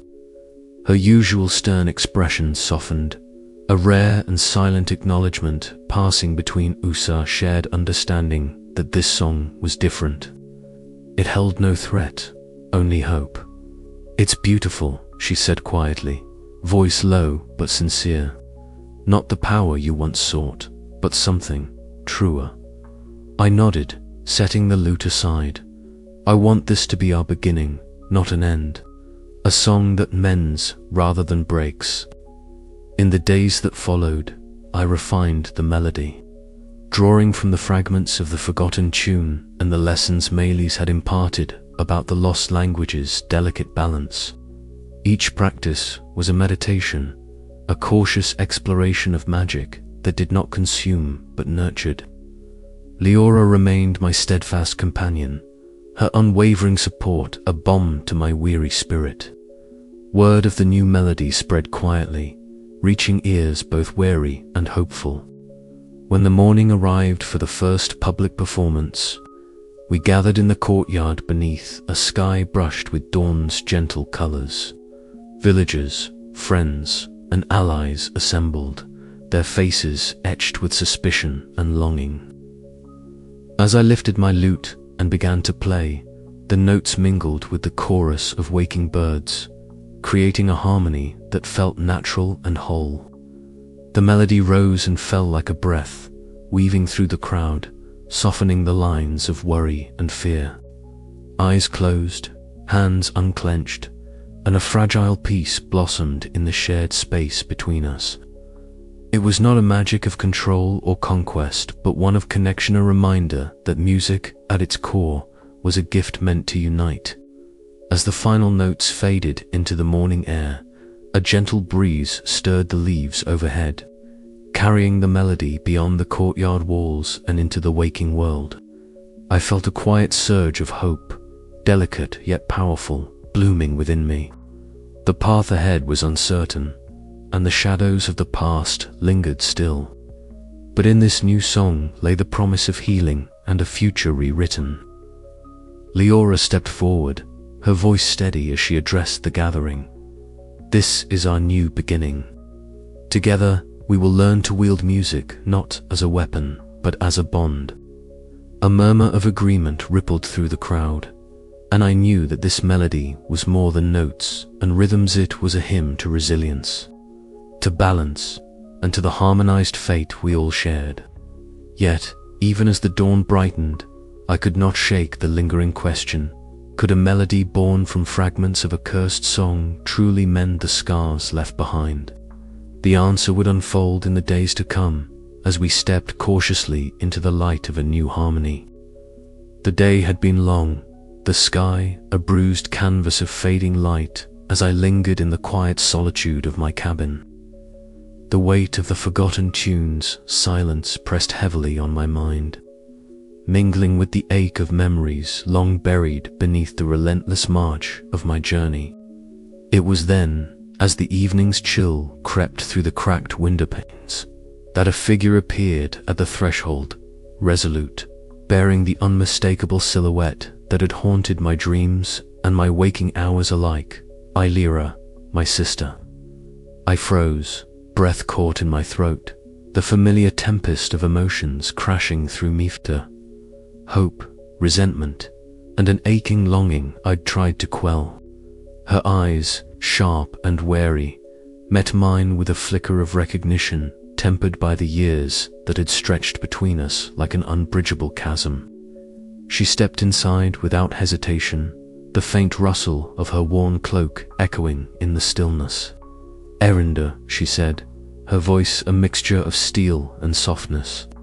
"I have come because the winds of change demand we stand together, not apart."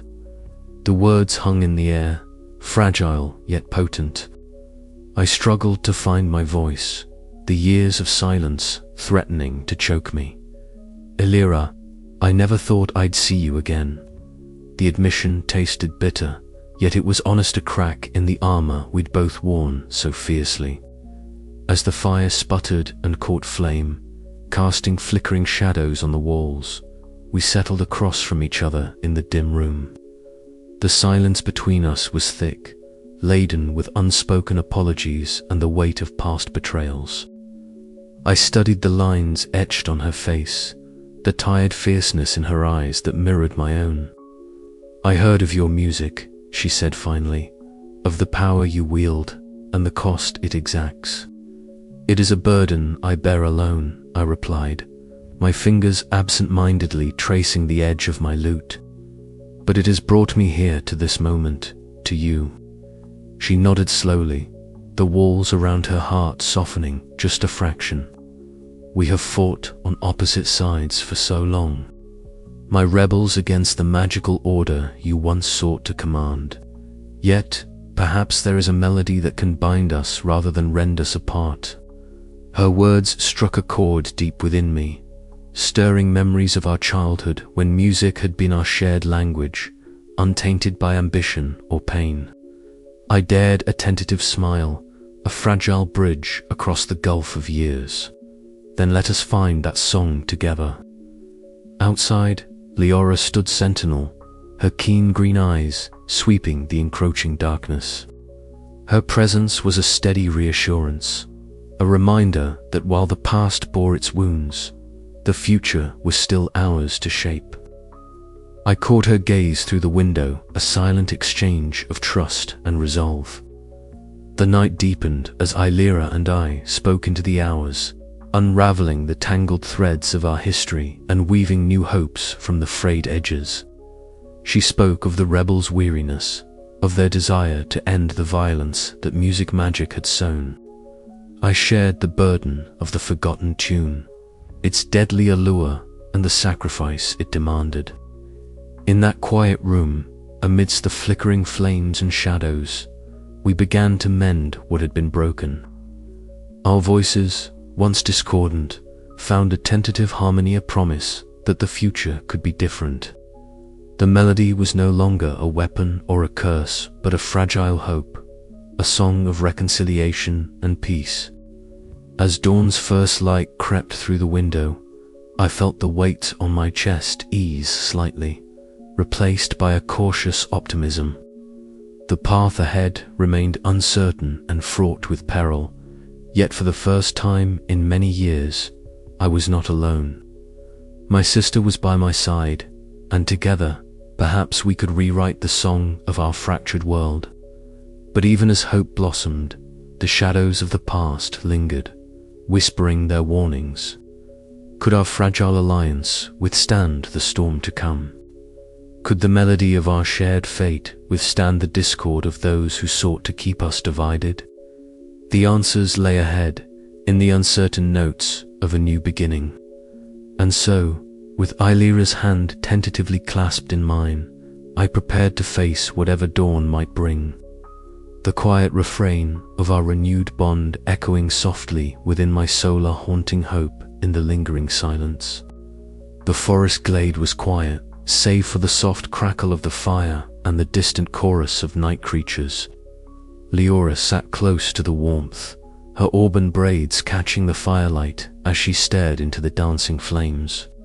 The tension in her shoulders slowly began to ease, but the weight in her chest remained. Eryndor watched her from across the fire, his lute resting gently on his lap, fingers idly tracing its worn edges. The air was thick with unspoken words, a fragile silence that begged for release. Finally, Leora broke the quiet. "I never told you the whole story," she began, voice low and steady, "about the mission that cost us those men. I've carried it like a wound, hidden beneath my armor and resolve. But it haunts me still." Eryndor nodded, his dark eyes softening with empathy. "You don't have to carry it alone anymore," he said gently. Her gaze lifted to meet his, a flicker of relief breaking through the guarded expression. "I was reckless," she admitted. "I thought strength meant never showing weakness, but I was wrong. I endangered lives, including yours. Forgive me."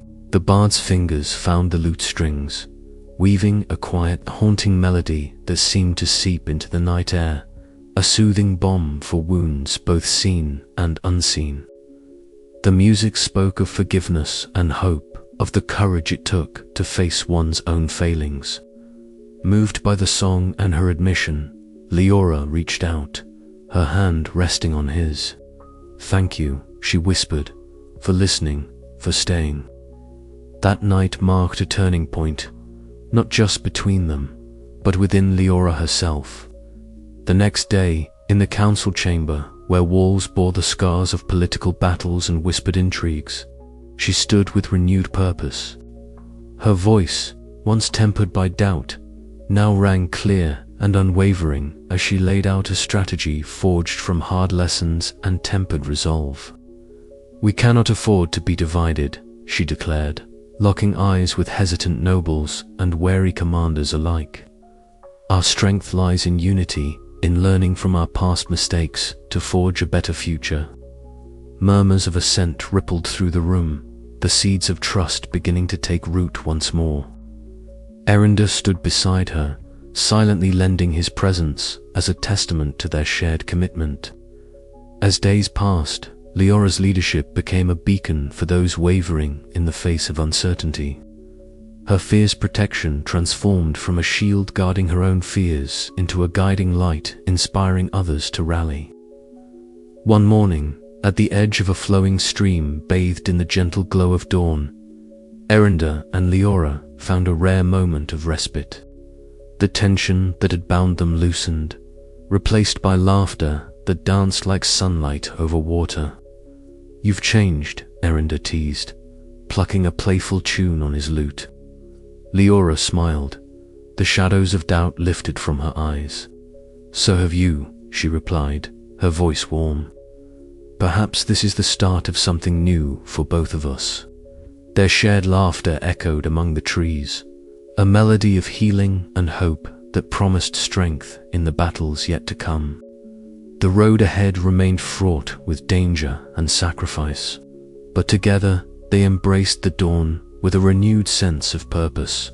And as the forgotten tune whispered through the leaves, its haunting notes now softened by the bonds they forged, Leora's redemption became not just a personal salvation, but a pivotal chord in the symphony of their intertwined fates. But even as hope blossomed, shadows stirred beyond the horizon, and the delicate balance of music and power awaited its next crescendo. The dawn crept softly across the horizon, brushing the sky with strokes of pale pink and gold that seemed almost otherworldly. I found Meili standing alone beneath the sprawling boughs of an ancient oak, her silver hair catching the gentle light like strands of pure starlight woven into the waking world. The air was crisp, carrying with it the faint scent of moss and earth, mingled with the distant murmur of a waking forest. I approached quietly, my footsteps muffled by the dew-kissed grass, careful not to disturb the fragile stillness that surrounded her. She turned to me with eyes that shimmered like the night sky, filled with the weight of centuries and the softness of 1,000 whispered secrets. "Eryndor," she began, her voice a delicate melody that seemed to merge naturally with the morning chorus of birds. "The time has come for me to depart. My purpose here is fulfilled, but the journey you must embark upon stretches far beyond my reach." I felt a pang in my chest, a mingling of gratitude and sorrow that threatened to choke my words. "Must you go now?" I asked, my voice barely more than a breath. "I am not yet ready to face the world without your guidance." Meili smiled, a serene expression that softened the lines of worry etched deep into my soul.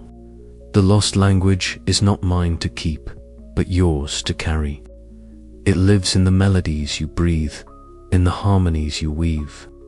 You have learned its essence, the delicate balance between power and sacrifice. It is a flame that must be nurtured carefully, lest it consume all it touches."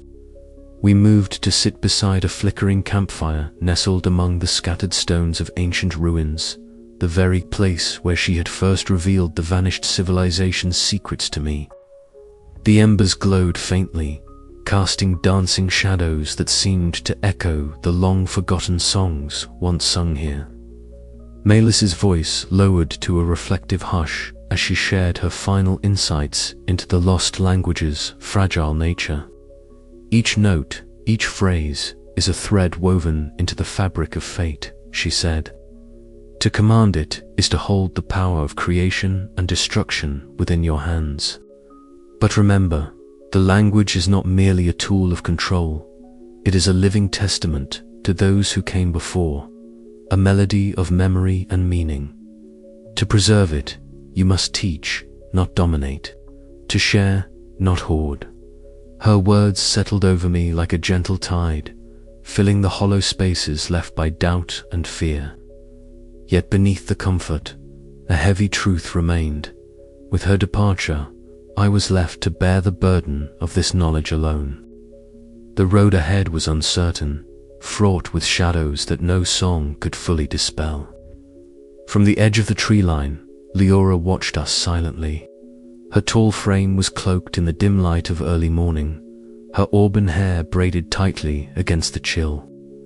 I caught the faintest hint of a smile playing at the corners of her lips, a quiet acknowledgement of the bond forged through countless trials and shared sacrifices.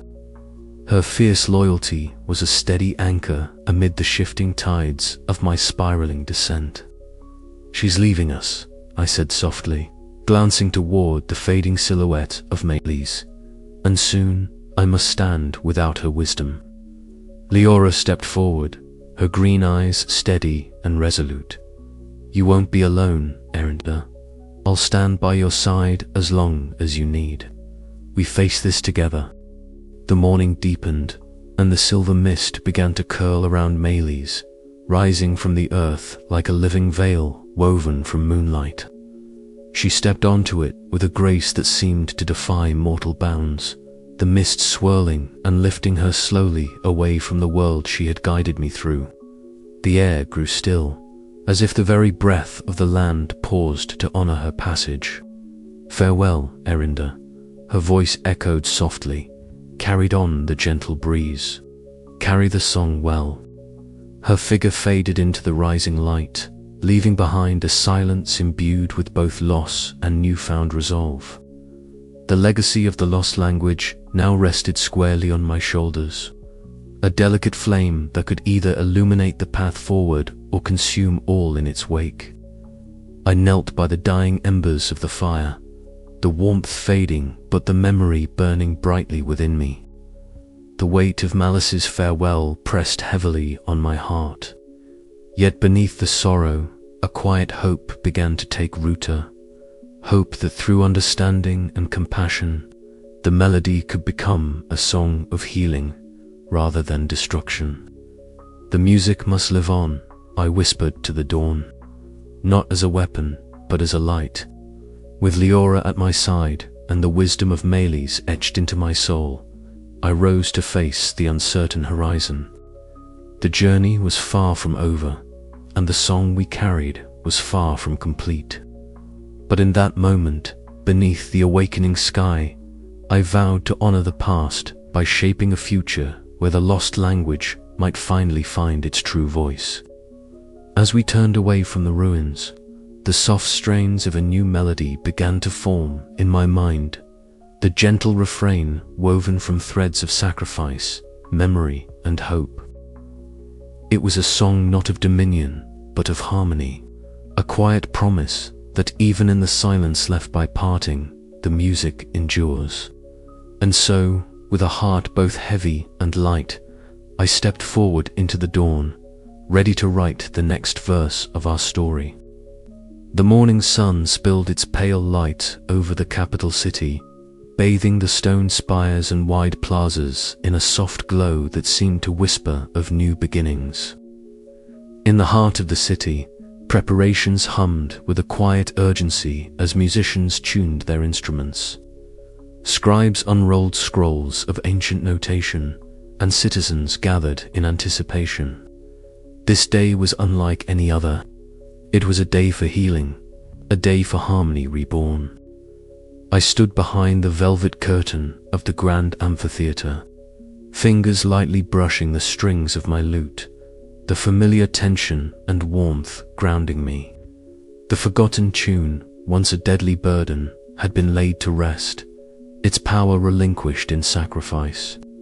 Now I wielded something gentler, yet no less potent, a melody stitched from fragments of the lost language, reimagined to unite rather than command. Leora stood beside me, her steady presence a balm to my restless spirit. She caught my eye, a small nod passing between us, a silent vow that whatever came next, we faced it together. Beyond the stage, the crowd swelled, nobles from distant courts, wary soldiers, curious commoners, and old friends who had walked the jagged path of our recent turmoil. The air was thick with expectation, punctuated by the soft rustle of cloaks and the occasional murmur of voices. Queen Isilda had arrived early, her regal composure masking the deep concern I knew dwelled beneath. Her support had been pivotal, bridging divides between kingdoms and lending legitimacy to this fragile truce. As the first notes drifted from my lute, a hush fell over the amphitheater. The melody was tentative at first, each phrase a careful step, but soon it blossomed into a rich tapestry of sound. The lost language whispered through the harmonies, ancient and yet reborn, weaving threads of understanding and hope into the hearts of all who listened. Faces softened, eyes glistened with unspoken emotion. The music did not command, it invited, it embraced. Among the audience, Meilles moved like a ghost of starlight, her silver hair a beacon as she shared quiet insights with eager young musicians, her presence a reminder of the wisdom we sought to preserve. Her eyes met mine briefly, conveying a depth of pride and sadness that only those who had borne the weight of the tune's curse could understand. Outside, the city seemed to breathe anew. Market stalls brightened, conversations blossomed, and even the wary guards lowered their weapons, caught in the melody's spell. Yet, in the shadows of a distant tower, King Maldron sat alone, the twisted iron crown abandoned beside him. His sharp eyes, once blazing with ruthless ambition, now held a flicker of bitter regret as rain traced paths down the stone windowpane. The power he had sought was gone, dissipated like a fading note, leaving only the hollow echo of his choices. The kingdom's future lay not in domination, but in the fragile harmony we had begun to rebuild, a delicate balance between past scars and hopeful tomorrows. When the final chord faded, a silence heavier than any applause settled over the crowd, filled with the weight of shared understanding. Then, slowly, hands lifted in tentative claps, swelling into a chorus of approval that echoed through the amphitheater and beyond. It was not a victory of might, but a triumph of spirit. As Leora and I stepped down from the stage, Queen Isilda approached, her eyes shining with unshed tears. "This is but the first step, Eryndor," she said softly. "The path ahead will be fraught, but today we have found a beacon in the dark." I nodded, feeling the heavy yet healing burden of hope settle within me. The lost language was no longer a weapon of control, but a song of unity, a fragile thread to bind fractured lands and hearts. Our journey was far from over, but with each note sung and each hand joined, the melody of peace grew stronger. And so, beneath the golden light of a tentative dawn, the kingdoms began to listen not to command, but to the quiet music that might one day rewrite our fates. I could only wonder, would this harmony endure, or would the silence that once threatened to claim me rise again? The answer, like all music, lay waiting in the next refrain. The evening had settled softly over the village, the sky a deep indigo canvas dotted with stars that blinked like distant lanterns. I sat on a weathered log near the hearth of a modest gathering, my lute resting gently against my thigh.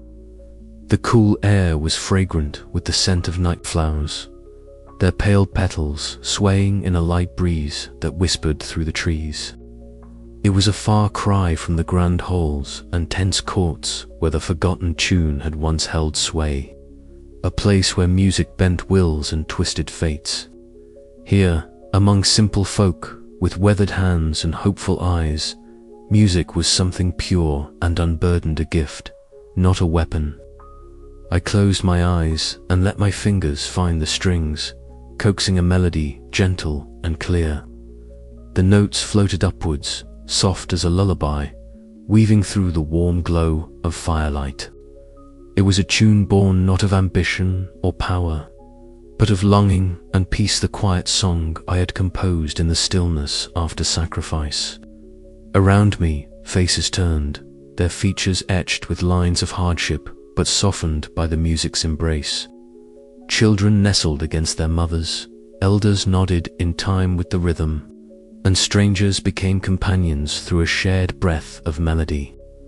It was as if the song had unlocked a door within their hearts, revealing a sanctuary untouched by the shadows of the past.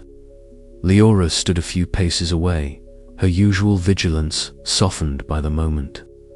The fierce warrior who had guarded me through storms of betrayal and despair now allowed herself a fragile smile. I saw the glimmer of tears in her keen green eyes, tears, not of sorrow, but of relief and hope rekindled. Beside the fire, Maylis watched silently, her silver hair catching the firelight like threads of starlight. She seemed almost a part of the night itself, an ethereal guardian whose presence lent the gathering a sacred air. Her quiet smile told me this was more than a simple performance. It was an offering, a healing balm for wounds both seen and hidden. As the melody wove through the night, I felt a lightness within me, a release from the heavy chains of the forgotten tune's curse. This music did not drain my breath or twist my fate. Instead, it breathed life into the stillness, mending the fractures left by ambition and loss. The villagers' quiet applause was like the gentle rustle of leaves, humble but heartfelt. I met their eyes and found in them a reflection of my own journey, not the hunger for dominion, but the yearning for connection, for understanding. When the last note faded into the night, a serene silence settled over us, a shared acknowledgement of the magic that lived in the simplest moments. I realized then that music's true power lay not in control, but in its ability to bind us together, to heal and to hope. Leora approached, her voice low but steady. "This is the magic worth fighting for," she said, her gaze steady and warm. I nodded, a smile touching my lips for the first time in what felt like an age. A song not of dominion, but of peace. And as the stars wheeled overhead, I began to understand that the quiet song was not the end of my journey, but a new beginning, a melody of redemption, whispered softly into the world, promising that even in silence, music lives on. But even as the night embraced us, a lingering question remained in my heart. Could this gentle magic withstand the shadows yet to come? The tune of fate was far from over, and the dance between melody and destiny continued, silent yet potent. With that thought, I tuned my lute once more, ready to face whatever the next refrain might bring, not with the hunger for power, but with the quiet strength of a song born from hope. The morning sun spilled golden light across the valley, painting the land in hues of amber and green as a gentle breeze whispered through the fluttering banners above the gathering crowd.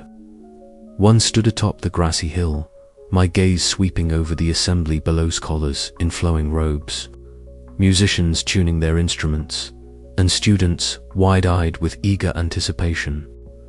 The air was thick with an energy I had not felt since the days when the forgotten tune first awakened its restless power within me. But this was different. This was a moment not of dread or desperation, but of hope and rebirth. Before them, a towering mural stretched across a great stone wall, its colors vibrant and alive despite the centuries that had passed since those vanished souls had walked this earth. The story it told was one of creation and ruin, of a civilization whose mastery of music and magic had reached dizzying heights and whose hubris had brought about their downfall. The ancient harmonies, once lost to time and silence, now hummed faintly in the air, carried by the voices of the gathered minstrels who recited the tale in song. I felt a presence beside me and turned to see Melis, her silver hair catching the morning light like threads of starlight woven into silk. Her eyes shimmered with a calm wisdom as she watched the scene unfold. "They listen," she said softly, "and they remember." Indeed, they were listening, not just to the story, but to the message beneath. It's the delicate balance between power and sacrifice, the fragility of language, and the sacred trust required to wield magic through music. For too long, kingdoms had chased dominion, twisting melodies into weapons and shackling souls with songs of control. Now, the legacy of the vanished civilization served as a cautionary refrain, urging a different path. As the day wore on, word of this gathering spread swiftly. By evening, messengers had reached distant courts, carrying with them the revelations unearthed from ancient ruins and the visions shared by Melis and myself. In the grand hall of Queen Isildur's palace, the air was thick with expectation as the monarch rose to address an assembly of rulers, magisters, and envoys. Her voice, serene yet resolute, filled the chamber. "We stand at a crossroads," she declared. "The history revealed to us is not merely a tale of loss, but a beacon guiding us toward harmony. We must teach our people to respect the fragile language that binds our magic and music, to pursue knowledge with humility and compassion. Only then can we ensure that the mistakes of the past do not echo endlessly through our future." Her words were met with a mixture of solemn nods and cautious hope. The weight of responsibility settled upon us all, yet beneath it lay the promise of renewal. In the days that followed, the transformation took root. I found myself walking alongside Leora through the bustling courtyards of the newly established academy, where young apprentices practiced their harmonies with reverence and joy. Laughter mingled with the gentle strumming of lutes and the soft hum of incantations, creating a tapestry of sound that symbolized a world learning to heal. "Look at them," Leora said, her eyes bright with something I had not seen for months' hope. "This is what we fought for." I nodded, feeling the heavy burdens of the past begin to lift, replaced by a cautious optimism. Yet, beneath the surface, I knew the journey was far from over. Old rivalries simmered, and ambition never fully sleeps. But for the first time, I believed that the lessons of the vanished civilization might guide us toward a future where music was a gift shared, not a weapon wielded. One evening, beneath the sprawling branches of an ancient tree that had weathered countless seasons, Maylis and I shared a quiet moment. The starlight danced upon her silver hair as she spoke with a softness that belied her immense power. "The lost language is fragile," she said, "like a delicate melody that can be broken with a single false note. It is your burden and your blessing now, Eryndor. Guard it well, teach it wisely." I felt a peace settle deep within me, a quiet resolve to honor the legacy entrusted to my hands. The haunting melody that once promised dominion now whispered a gentler tune, one of balance, sacrifice, and hope. As I looked up at the night sky, the stars seemed to shimmer in harmony, a silent chorus affirming that even in silence, music endures. The world was being rewritten, note by note, and I was ready to write my own song within it. But even as the new dawn broke, a question lingered in my mind, unyielding and profound. How long could this fragile balance hold before the old echoes of ambition began to stir anew? The melody had changed, but its song was far from finished. The tavern was nearly empty, save for a few late-night wanderers nursing their drinks in the half-light. In a shadowed corner, Talon sat alone, his fingers tracing the rim of a chipped mug as if searching for answers in its worn surface. The candle flickered, casting long shadows that danced across the walls, reflecting the turmoil within his own heart. He had chased the forgotten tune with a hunger so fierce it had blinded him to the cost the friends lost. The betrayals, the near-fatal gambits. Each step toward power had pulled him further from who he once was, until the man, staring back at him in the tavern mirror, was a stranger, haunted and hollow. Memories of Eryndor's calm determination, Leora's unwavering loyalty, and Maylis's cryptic guidance crowded his mind. They had walked a path so different, one tempered by sacrifice and wisdom, while he had rushed headlong into darkness, letting envy drive his every move. A sudden knock at the door startled him. He looked up to see a familiar figure step inside Eryndor. The bard's pale face was marked by exhaustion, but also a steady resolve that unsettled Talon behind him. Leora's keen green eyes scanned the room, ready for any sign of hostility. "I didn't expect to see you here," Talon said, voice rough but sincere. Eryndor stepped forward, his gaze never wavering. "Nor I you. But there is much to discuss, and little time." The two men moved to the music chamber within the castle, a place where the air thrummed with residual magic and echoes of past performances. Their instruments rested on stands nearby, silent witnesses to the tension filling the room. "I've come to admit my mistakes," Talin began, his voice low. "The tune's power consumed me, blinded me. I thought I could control it, bend it to my will like a blade in my hand. But all I did was cut myself and those around me." Eryndor regarded him quietly. "It is a hard lesson. The melody demands more than skill, it demands sacrifice and understanding." Leora, standing just beyond the doorway, kept a watchful eye, her posture rigid but her expression softening as she sensed an opening for peace. Talin's eyes flickered with vulnerability. "I want to change. Not to wield power, but to protect what little remains of the lost language and its magic. I offer you a truce, Eryndor. Let us face the coming storms together, rather than tear each other apart." The room held its breath in the fragile silence that followed. Then, slowly, Eryndor nodded, a faint smile touching his lips, a melody of hope rising amidst the discord. As they clasped hands, the haunting refrain of the forgotten tune seemed to soften, its deadly edge dulled by the promise of reconciliation. Yet beneath the surface, the weight of past wounds and fragile trust lingered, a reminder that redemption was only the first note in a new and uncertain song. Outside, the wind whispered through the castle's ancient stones, carrying with it both the ache of loss and the fragile hope of renewal.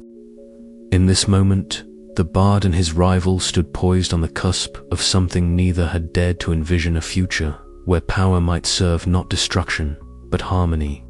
But as the candle guttered low, casting their shadows long and intertwined, the question remained: could Talin's reckoning truly lead to redemption, or was this but another refrain in a tragic melody? The night deepened, and with it, the promise of change whispered through the halls. The night wrapped itself around me like a velvet cloak, soft and unyielding, as I sank beneath the ancient oak's sprawling branches. Twilight draped the sky in hues of lavender and gold, the horizon a fading canvas where day relinquished its hold to the encroaching darkness. The air was cool, carrying the faint rustle of leaves and the distant, mournful song of night birds awakening to their nocturnal symphony. In my hands, the lute felt lighter than it had in moons, and its strings whispered a new melody, gentle, tentative, and barely more than a breath. I played slowly, deliberately, each note a fragile thread weaving through the silence. The melody was unlike any I had dared before, not a song to command or control, but a quiet hymn to what had been lost and what might still be found. It was a reflection, a question, a prayer. The forgotten tune, with all its intoxicating power and ruinous toll, had taught me that music's true magic lived as much in the spaces between notes as in the sound itself. As the last note faded into the evening, I closed my eyes and let the silence settle like a bomb. My mind drifted, retracing the long and winding path that had brought me here, from the first trembling discovery of that ancient melody to the crushing weight of its curse and the bitter taste of betrayal and loss. I was a bard still, but not the same one who had once sought dominion through song. Now, I was something quieter, something humbler, keeper of fragile truths and delicate balances. The crackling of a campfire stirred me from my reverie, and I turned to see Leora approaching, her tall form silhouetted against the flickering flames. Her braided auburn hair caught the firelight, casting a warm glow around her keen green eyes.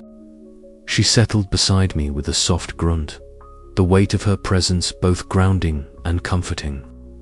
For all her strength and stern pragmatism, there was a gentleness beneath, a fierce loyalty that had never wavered even in my darkest hours. "That was beautiful," she said quietly, nodding toward my lute, "a song of healing, not harm. I'm glad you're finding your way back." I smiled faintly, the lines of weariness etched deep on my pale face, softening for a moment. I'm learning that power isn't just about control. Sometimes it's about knowing when to be still. She studied me a moment longer, then chuckled softly. And here I thought you'd never give up the chase for glory. Glory tends to be a noisy thing, I murmured. But peace is found in quiet spaces. Our shared laughter mingled with the crackle of the fire, weaving a fragile thread of warmth through the night. It was moments like these, simple, unadorned, that reminded me of what had always mattered beneath the tumult: friendship, trust, and the courage to face the shadows within and without. As the fire's glow dimmed, a sudden shimmer of starlight caught my eye, and Maylis emerged like a whisper from the dark. Her silver hair cascaded around her ethereal form, and her eyes sparkled with the quiet wisdom of ages. She spoke in riddles, her voice a soft melody that seemed to echo from some distant realm. In the silence between your notes, she said, lies the truth of the melody. Not in the power to command, but in the grace to release. The lost language you carry is not a chain, but a key. Her words hung in the air, a delicate mystery unfolding like petals in the moonlight. I felt the weight of her gaze, gentle yet penetrating, as if she saw every fragment of my soul laid bare. I am ready, I whispered, to learn what it means to hold the key without locking the world away. Maylis nodded, a serene smile touching her lips before she faded into the night, leaving only the soft rustle of leaves to mark her passing. Left alone once more, I lifted my eyes to the vast expanse of the night sky. Stars strewn like scattered jewels across the black velvet. Each twinkle seemed to pulse with a faint, ancient rhythm, a cosmic song that bound all things music and silence, power and sacrifice, hope and sorrow into a harmonized fate we all shared. I breathed deeply, feeling the steady beat of my heart, the fragile thread of life that remained. The forgotten tune no longer ruled me. Instead, I carried its echoes within, tempered by understanding and acceptance. The journey had been long, marked by loss and longing, but in this moment, beneath the watchful stars, I found a quiet peace. The bard's reflection was not one of regret, but of hope, a melody rewritten in softer tones, a song that might yet inspire those who listened to find their own harmony. And as the night deepened, I knew that my story was far from over. The silence held its own power, and the music of the future awaited my hand to guide it gently into the dawn. This was my refrain, the quiet song of a bard who had learned that sometimes the greatest magic was the courage to listen and the wisdom to let go. The first light of dawn spilled softly through the latticed windows of the modest hall where I stood, lute cradled gently in my hands. The morning air was cool, carrying with it the faint scent of blooming jasmine from the garden beyond. Around me sat a small gathering, faces eager and tentative, their eyes reflecting curiosity and the fragile hope that had begun to take root within our fractured world. I drew a steady breath, feeling the familiar weight of strings beneath my fingers. But this time, the melody I played was different. Gone was the haunting power that once bent kings to my will at a ruinous cost. Instead, the notes wove a gentle tapestry of sound, warm, inviting, and tender, a new song born from the fragments of the old, yet transformed by the lessons of sacrifice and redemption. Each chord resonated with the promise of balance, a magic that healed rather than commanded. As the music filled the room, I caught the soft smiles of those gathered, a healer's touch in a world long scarred by ambition and betrayal. The haunting desperation that had once gripped my soul was no longer a shackle, but a quiet refrain, reminding me of the cost that had brought us here and the duty I now embraced. Later, As the hall emptied and the sunlight grew stronger, Leora joined me in the garden. The morning dew clung to the leaves, and birdsong fluttered softly through the branches. Around us, figures from once hostile factions mingled cautiously, their voices low but friendly.